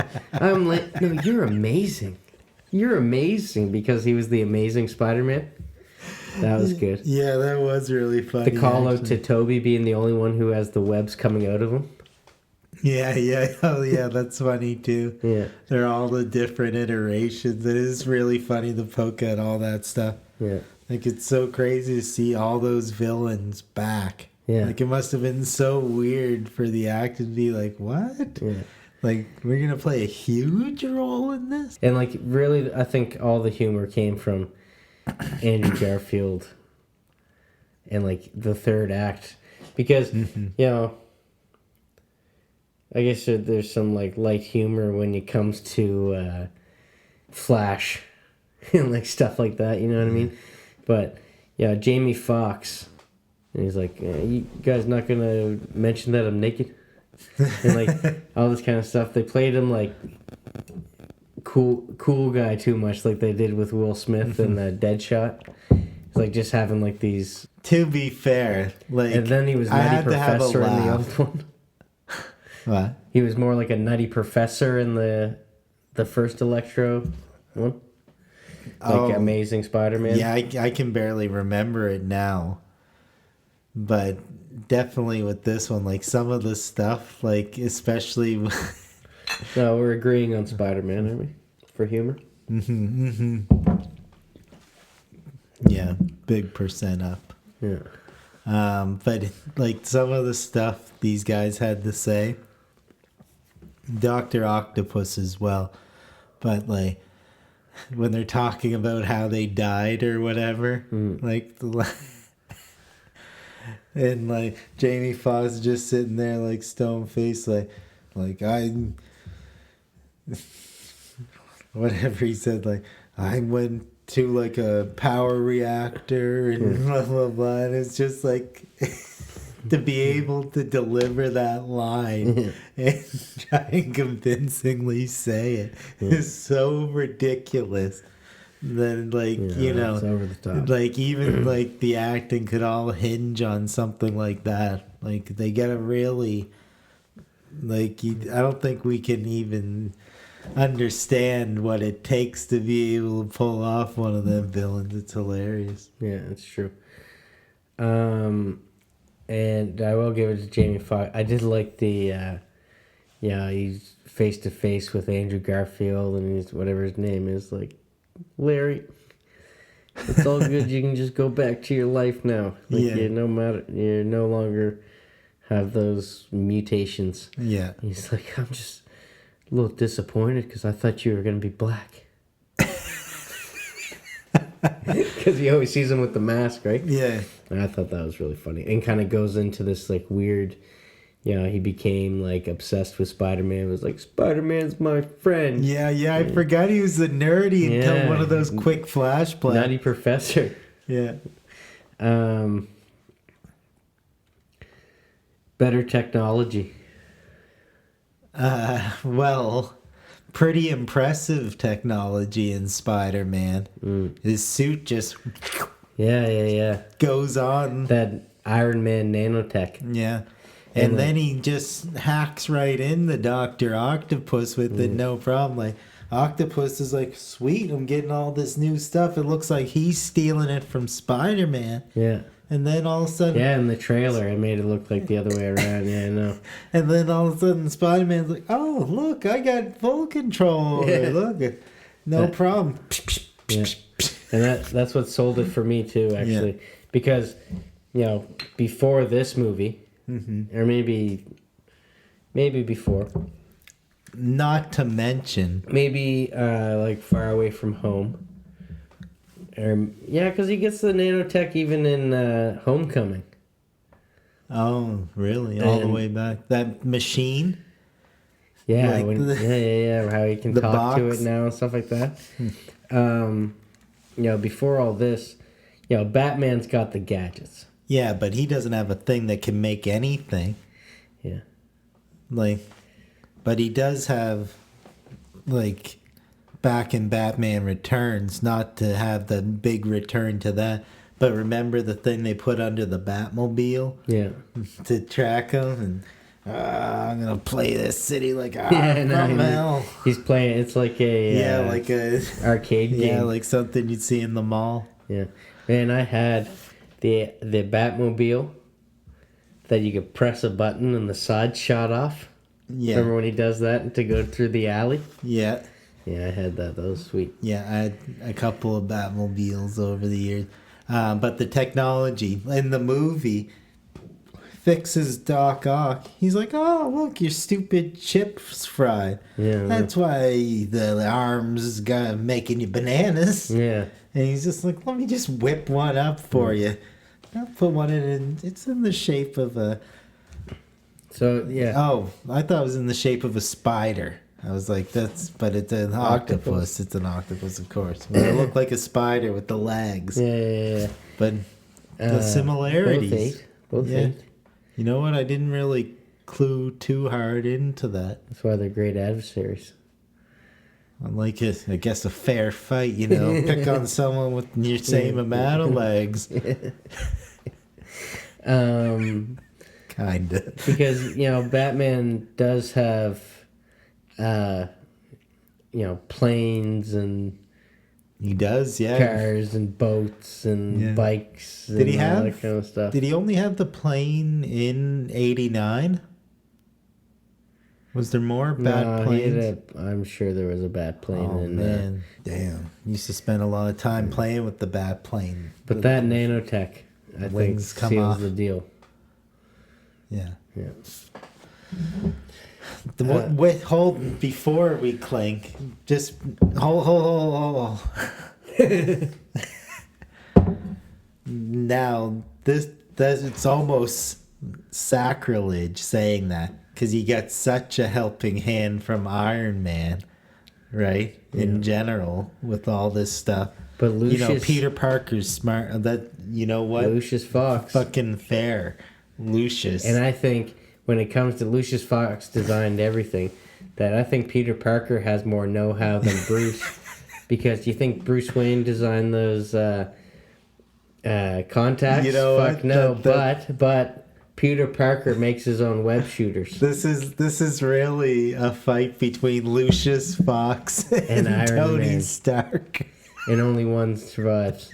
And it's like the Cold War. It's like Russia and U.S. fighting through the Koreas or something. Yeah. But yeah, definitely Spider-Man comes out on top. But I was saying it's sacrilege because traditionally, like the gadgets and stuff, that's Batman's game. that's his. You're right. You're fighting his. Yeah. You're fighting the grappler on the ground. Yeah. Which actually Grappling hook on the ground. is that, Bat Signal's pretty epic. Bat Signal's always been around. Not really technology, but it's something that has been created for Batman's able. Spider-Man didn't have anything like that, but Spidey sense. Yeah, that's a hell of a thing. And it was intense, man. Like with the Aunt May thing. Yeah. Like it was like you could feel it like throbbing, ooh, and he's just like, what the fuck? Like he could just feel like his stomach dropping. Like there was something so wrong. Yeah. Yeah, it was well acted. Yeah. Very well done. As Peter Tinkle, as they like to refer to it. I remember it being like pretty crazy in the animated series and the video games when they had the spider sense going. Yeah. But Spider-Man actually did have a spider signal at one point in the comics. No way. And they make fun of it, or they poke fun at it as an Easter egg in Homecoming. Right. Because there is a spider signal that goes on the ceiling at one point. Oh, really? Yeah. So, got to go with Spider-Man. This version of Spider-Man. Yeah. With better technology. Yeah, well... Where, like, any other version of Spider-Man wouldn't have... Well, that's interesting. Wouldn't have a chance against Batman's technology, but this guy has an edge because of Iron Man. And that was one of the knocks on this one. Like, people were really unimpressed with the Batcave this time around. Yeah, there wasn't much to it. Yeah, they're like, this fucking junk house. Were they really... And all the other ones show, like, a lot of layout. Mm-hmm. And it's always like, this is where the Batmobile is. Because remember, Jim Carrey goes in and goes up and down. The Riddler goes in and blows it all up. Yeah, I know. He really messes the place up. Oh, yeah. That happens a few times, I think, in the series, too. Joker heads down there a couple of times. It gets his way. Spray paints a few things. Presses his wiener against stuff. Little white wiener with a green tip. The lemming. So, who has the better... the bigger personal conflict outside of the superhero world? Peter Parker ruins his chances and his best friend and woman's chances of getting into university, Yeah. And Bruce Wayne. I know, that was funny, eh? Guilty by association. And Bruce Wayne's dealing with daddy issues and being a billionaire. It sucks donut. Yeah. I don't think, did Bruce Wayne ever go to school or anything like that? No, I don't think he's ever gone to school. He just Alfred homeschool. Been listening to Kurt Cobain for the past 20 years and decided to get a... But to be fair, when that part kicked in IMAX the first time around, I gotta say, as far as effect, I mean, I'm just gonna say this, but I went in super stoned to the IMAX one, on weed.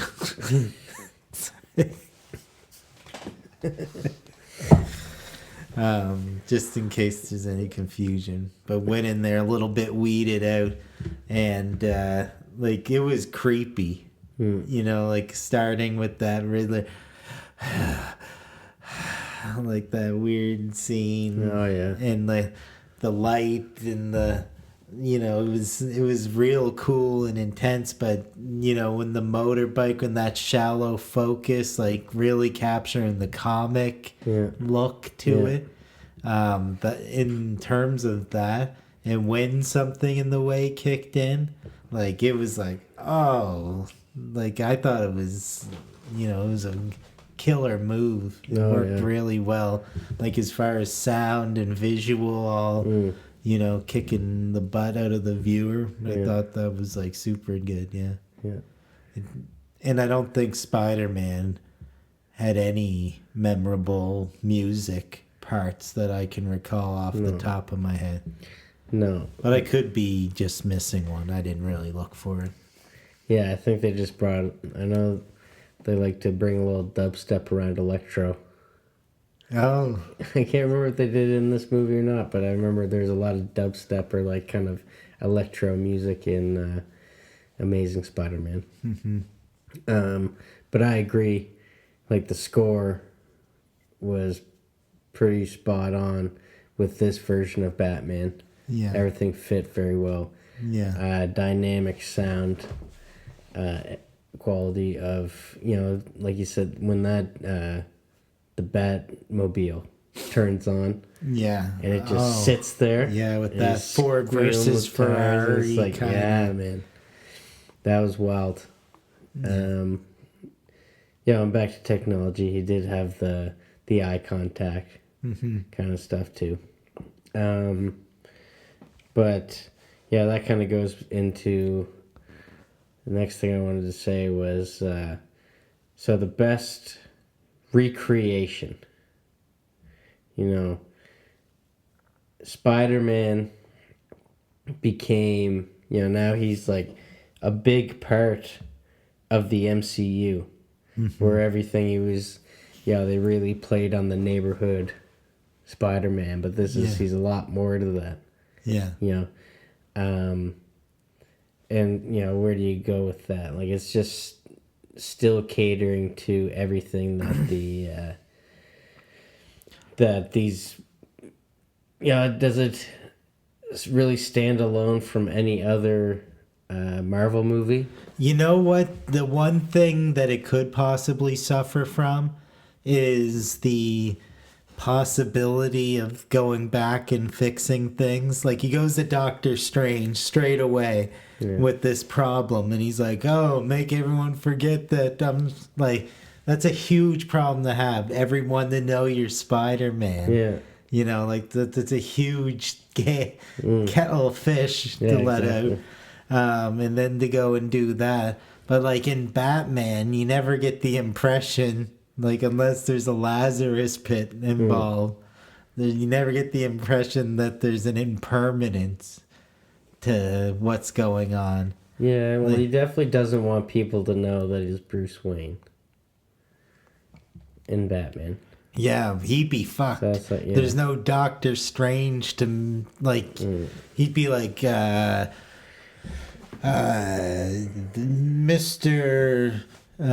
Scarecrow. I know you're mostly into scaring people, but you got any forget potions you want to spray on the town? Yeah.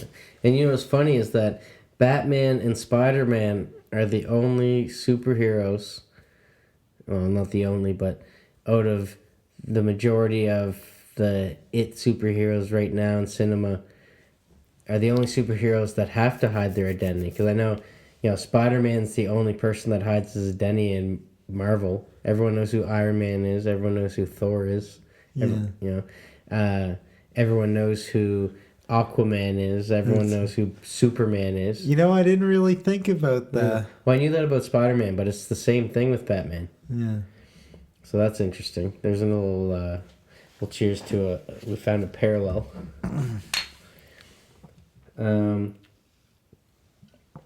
Tony Stark? Yeah. They know he was Iron Man? First movie, I am Iron Man. He said to the crowd? Oh, yeah. Oh, I feel stupid now. Televised. Tell the world. Fuck me. But this recreation Is that one of still Batman. going? Yeah, it is. This recreation of Batman was a little different. I loved it. Like, the darkness, the David Fincher. mystery. Yeah, I've always... that's the thing, is that David Fincher... Seven. That's the problem. My favorite film. Yeah. So I'm waiting for the Gotham that movie fits into. Mm-hmm. And this was such a Fincher-esque film that it was not by accident. No, and it was a little too close to some of those things. Like, you wanted it to be a little bit set apart so that it didn't feel as much as derivative. Yeah. Like, it's hard to assume people haven't seen that movie. And people want to see an homage, but they kind of went over the top in a way with that. But it's funny because, Fincher is known for his black and yellows. That's his, aesthetic, his go-to. But, black and yellow is Batman. That was the original suits, you know what I mean? That exact yellow is burned in... Yeah. It's got to have a number, but, there's something... Like, it's closer to that, like, sunflower. I don't know how to describe it. It almost evokes a feeling, that color of yellow. Yeah, exactly. And like a burnt. I know exactly what you're saying there. Always raining. I feel like this is the grittiest. Joker did a good job. Making it gritty. I think in the Nolan verse, it was just a little too New Yorky. They didn't do anything crazy with it. I believe that was Chicago. Just wanted to make it like really realistic. Like Gotham was always based on like 70s, 80s New York.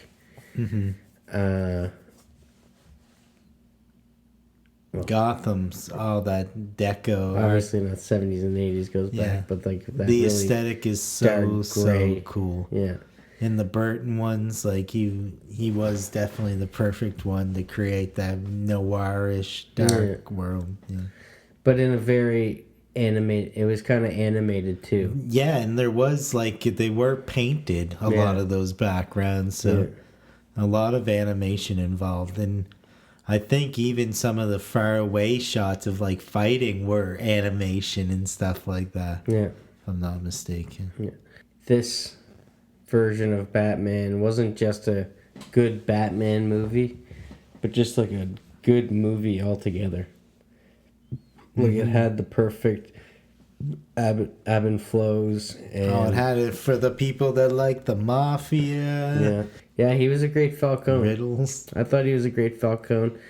And we can talk about that as well, is that Paul Dano killed it.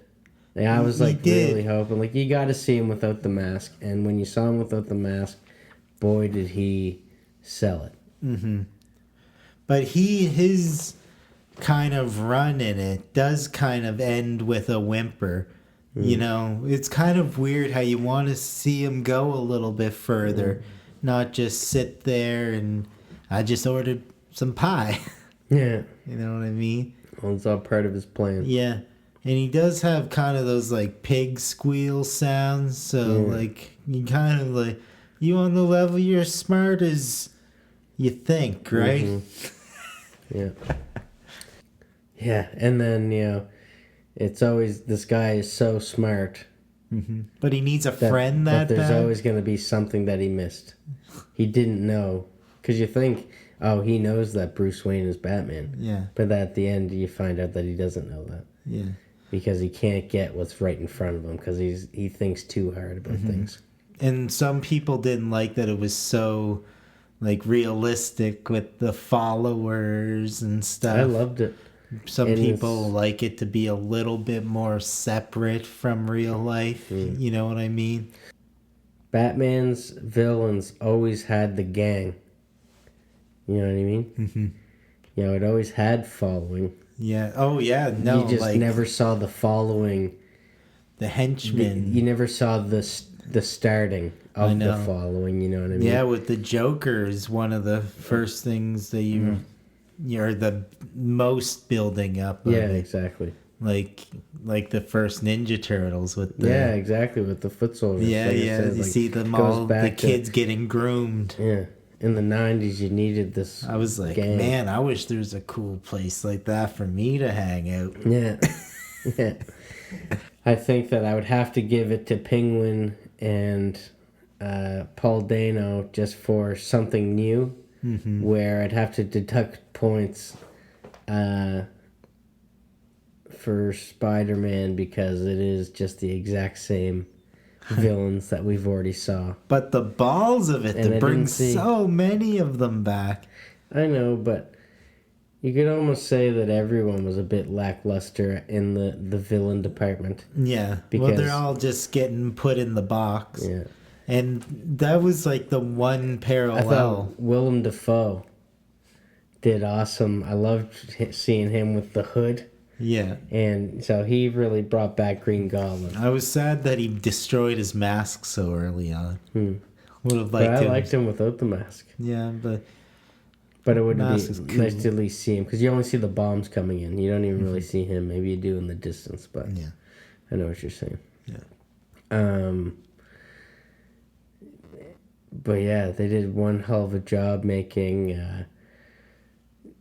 Colin Farrell look like the guy off of Spin City. Yeah, Richard Kind. They already used him in Gotham, so they couldn't use him again. So we agree on better recreation as Batman.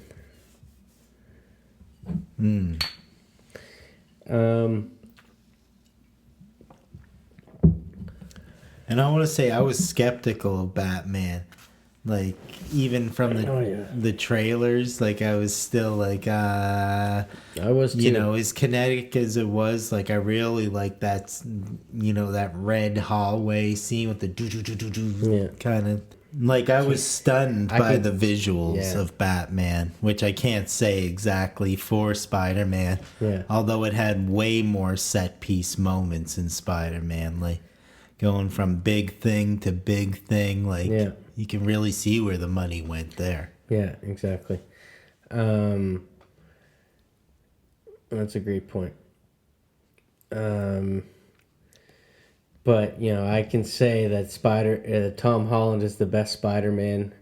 I don't know if I can say that Robert Pattinson is the best Batman. It's You know, you at least can't. yet. There's allegiances that are hard to be broken there. I would say that I'm more excited to see another Robert Pattinson Batman now than I am to see another Tom Holland Spider-Man. Yeah, it's hard to say where to go from there. Like, they really raised the stakes in the last one. With Spider-Man? Yeah. Yeah, exactly. So how do you top that? Feels like you would have a smaller, like you would be going into other movies for a little bit. Yeah. You know, backburnery. Yeah, exactly. And I'm pretty sure That's that interesting. Tom Holland is actually taking a break from acting, so we might not get a Go away. movie, another Spider-Man from him for a while, if not ever. Because I think his contract's up with MCU, which I'm sure he'll resign. Yeah. Yeah, I don't want to see another Spider-Man. It's confirmed to see another Batman. Yeah. And I really hope that they bring Mr. Freeze into this. I would really love to see a rendition of that. Especially the 40 Below bar that's like the club inside the club. Oh, yeah, yeah. I'd like to see Mr. Freeze go and take that over. The good doctor. Yeah. The good doctor, mister. Which is funny because I guess, he's the closest to a Spider-Man villain. Yeah. Where he's like this, scientist that, it's, a mix of, just how every other Spider-Man villain was a scientist other than Sandman, but he's still compared to Sandman because he's doing it all to save a loved one. Yeah, that's true. And I think, especially how they left Gotham flooded, that could turn into ice real quick. Yeah. That's a good point. Yeah. And I'm sure... you know what? This was one where things really did go to hell at the end. Like, Gotham was in real bad shape. Yeah, exactly. There's real consequences to everything that are going to affect the next one a lot. Yeah. This is still year one Batman. Where, Spider-Man... Well, I guess it's like year 7 Spider-Man, and he was gone for 5 years. So maybe they're closer than you'd expect. But it's, he's at least 3 movies deep. Yeah. And didn't mention this back with the technology, but squirrel suit. Oh, that was the funny part of it too. That was the other sure that funny was Bruce part. Wayne's design. Yeah, it gets tossed around, goes for smashy poo. That was a tough landing. Yeah, that hurt. Walked it off pretty good. Yeah. Okay, so better. It's hard to say better surprises because these are 2 movies that I feel like everything was spoiled. Yeah. Well, it definitely would have been more of a surprise if we didn't know that Tom Holland, Andrew Garfield, and all these guys were coming back. That would have blew people's minds.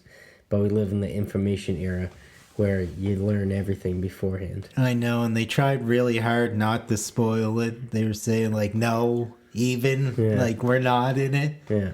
To try and detract from it, but... Yeah. The same with Batman. It was very transparent that we were getting a Catwoman, getting a Penguin.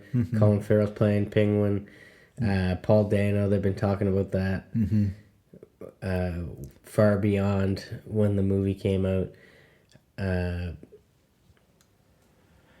But the one surprise that Batman had at the end was this version of the Joker. Yeah. Which I did like the version of the Joker, like aesthetically, but it was such a lackluster surprise how they did it. I found anyways, like... Oh, friend. And you see half of them, so you think it's Two-Face, you don't really know, right? There's nothing Jokery. I don't even know if you got a laugh. But then they came out with that scene, the deleted scene of the Joker. Which is just very Silence of the Lambs-y. Yeah. Little derivative, although not bad.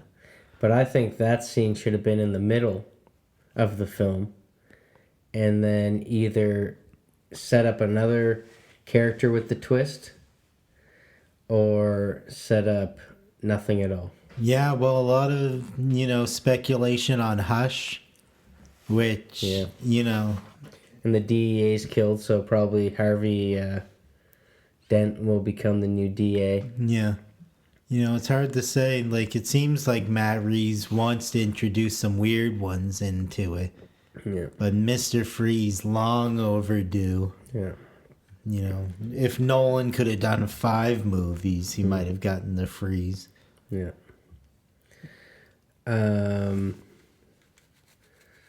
Because Freeze would be the one. Yeah, I'm excited at the prospect of Freeze the most. But I did, because then I was thinking, because I'm really trying to be forgiving about this whole Joker thing. It's like, that means that he was Red Hood in like year 1 Batman made Red Hood into the Joker. So that even makes their bond stronger because they both started at the same time. But now Matt Reeves is going with this whole, this Joker was born like this. Yeah. He's really going full man who laughed. You know what I mean? The true inspiration of the Joker. He's going like full out. Yeah. Even more than the Joker did, how he had the uncontrollable laughter. It's supposed to be like can't take the smile off his face, like in the old black and white film. Yeah. Who'd win in a fight, Tom Holland? Or what's yours that one? Tom Holland or Robert Pattinson? Tom Holland. Oh yeah, does his own stunts. Yeah. Beat his ass. Who would win in a fight, Bruce Wayne or Peter Parker? Peter Parker. Yeah, super strength. Yeah. You know, Bruce Wayne has a little bit of jiu-jitsu experience, but Yeah. yeah, He's got a couple years under his gadget belt. yeah. He's a yellow belt. With or without technology. So with all the toys, would Batman kill Spider-Man? No. Instant kill mode. An honorable mention is, J. Jonah Jameson Yeah. is a real prick. Seems to be like no one hates Spider-Man more. Yeah. But Batman gets a lot more haters. The whole GCPD, because they're all corrupt. You know, everyone really fucking hates Batman. Yeah, it's very personal. Like, everything he does affects these people on the level. Like, maybe Peter Parker, Spider-Man, like, in the, the giancy of New York or something, maybe feels like he never steps on specific toes except for J. Jonah. Yeah. Who just really, like, unwarranted. Pretty His much. hate. Yeah. I'm sure there are some backstories. There was in the animated series that like had something to do with his wife or kid or yeah, something. I think it was his daughter that died or something like that. But, it really puts his neck out there to fucking shit on Spider-Man. I know. Such a son of a bitch about it. Would either of these guys, and this is how I'm going to end it. If you have anything else to talk about, let's talk about it. But this is how I'm going to end it. Yeah. Would either of these guys be able to beat Spawn? Spawn. Go straight to hell. No. Never. Never pass go. You be fucking... Here we go.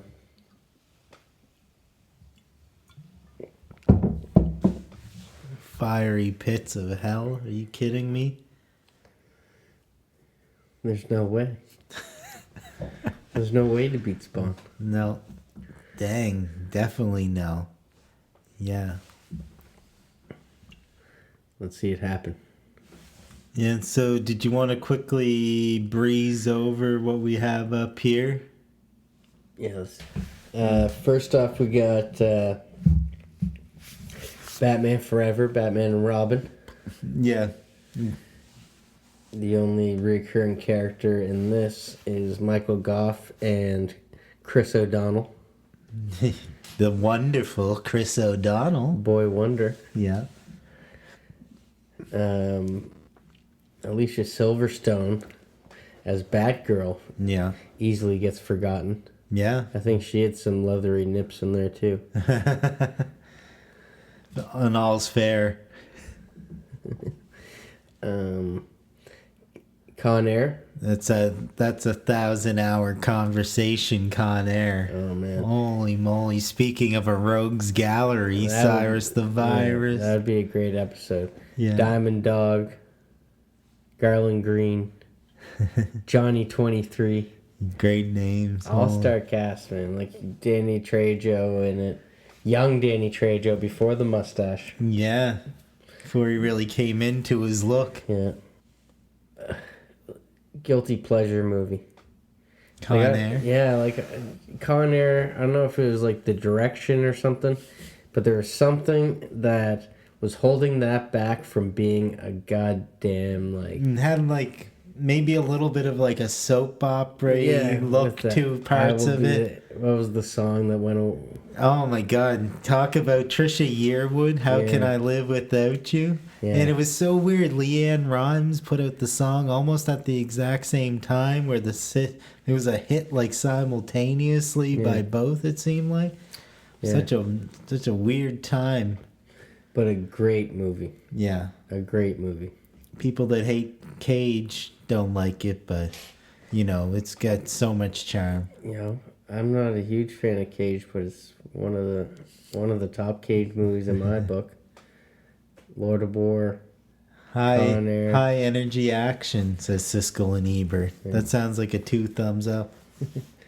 Green Book. Yeah. Okay, so connection to Con Air. Nicolas Cage plays Noir Spider in the Spider-Verse. Oh, Spider-Man Noir. That's right. That's right. Yeah. Green Book. Yeah. Loved that movie. I knew that it was going to win the Oscars. It was against quite a few films that year that kind of had the same tones or the same messages. Yeah. But it seemed like the most well-rounded. Outstanding. From both perspectives. Yeah. I thought it was a great film. And Mahershala Ali, I cannot wait to see his Blade. Yeah. Already had his little teaser at the end of one of them. Yeah. Was that the Eternals? Yeah, you hear his voice. Yeah. You did tell me that. Spoiler. Fuck. Spoiled myself. Yeah. John Q, what a goddamn superhero. Denzel Washington is. Yeah. Saved his kid's life fighting against.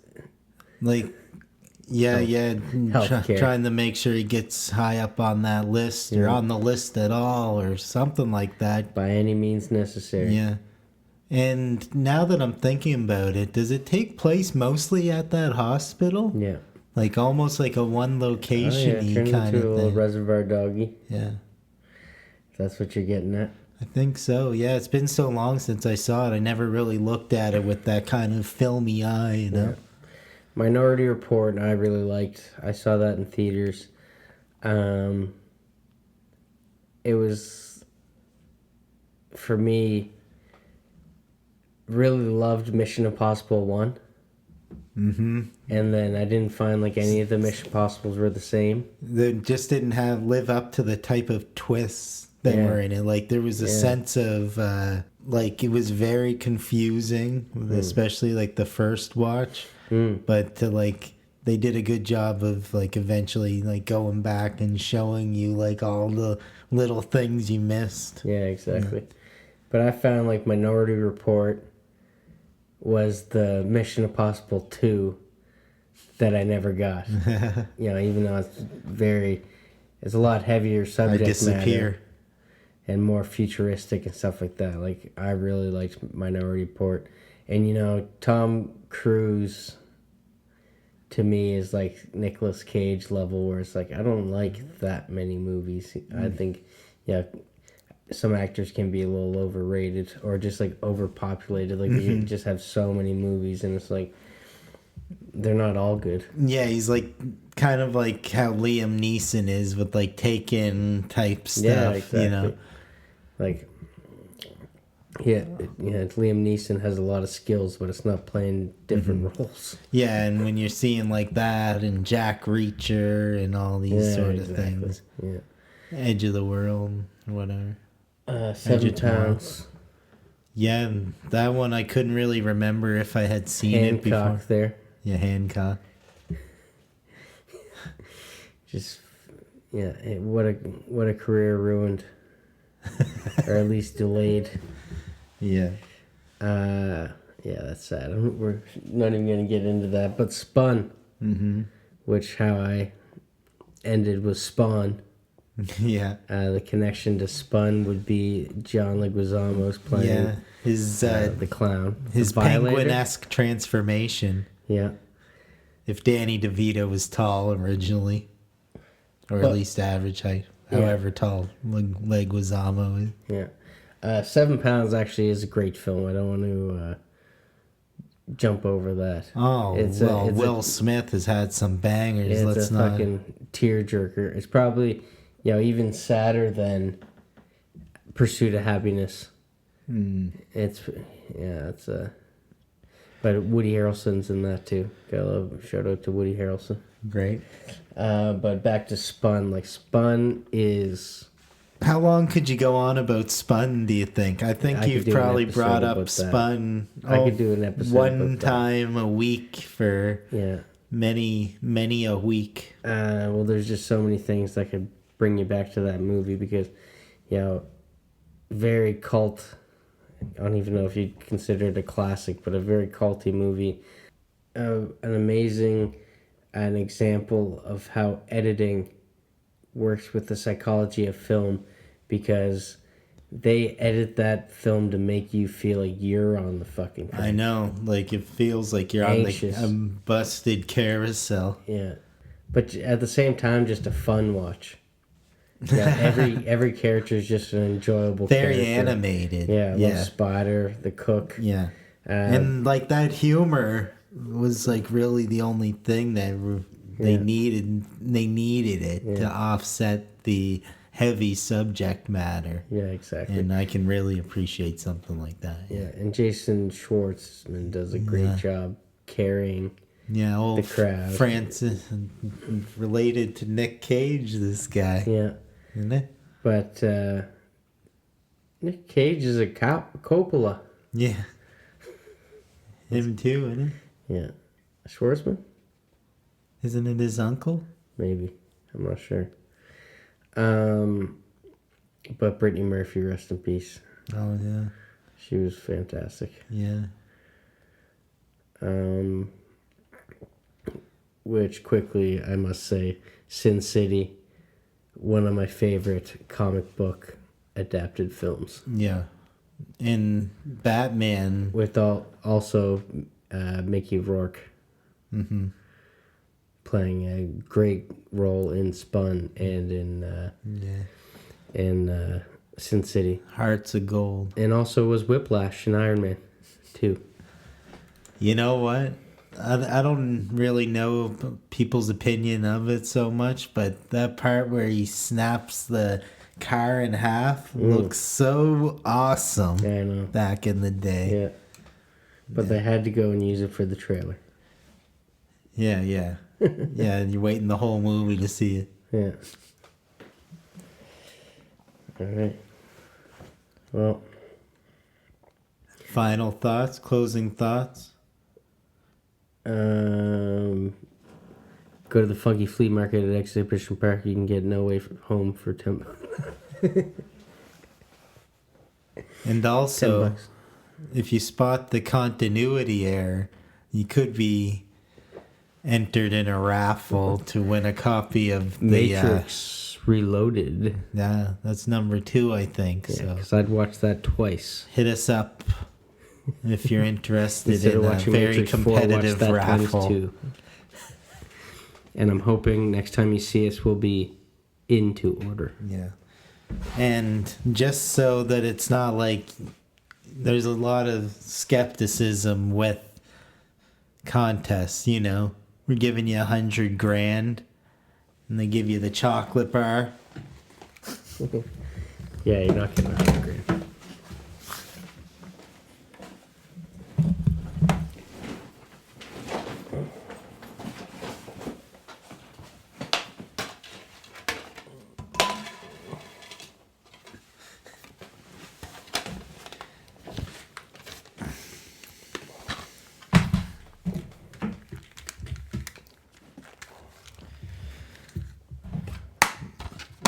Yeah, so that's what she looks like.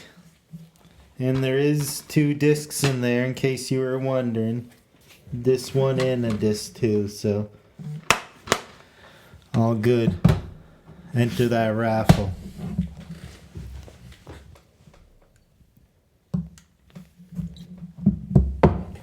What do you think, Bye? I am vengeance. Why did he call himself Vengeance? Ava Maria. Yeah, I mean, we didn't even get to really scratch the surface of sound, but I thought it was interesting to hear that that was like down a step musically to make it, a lower tune. Yeah. And yeah, like that was his thing, Riddler's thing. You hear that sound, just like the Joker in the Dark Knight. You hear the glass scratch. Yeah. And yeah, Nolan might have done the sound stuff better, although, a lot of people getting that stuck in their head.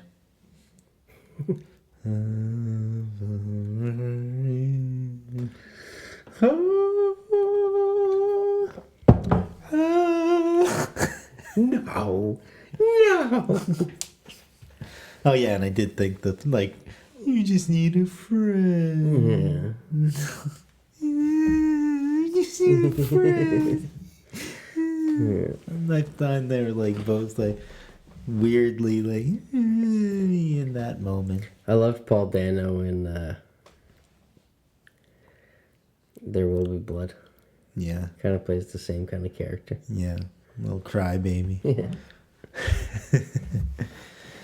All right, I'm out. All right, folks. All right, folky. We're supposed to be at a Studio A. Like, Oh yeah. 2 Oh, hours for away. Fox sakes. Oh, Fox Lakes. For Fox sakes.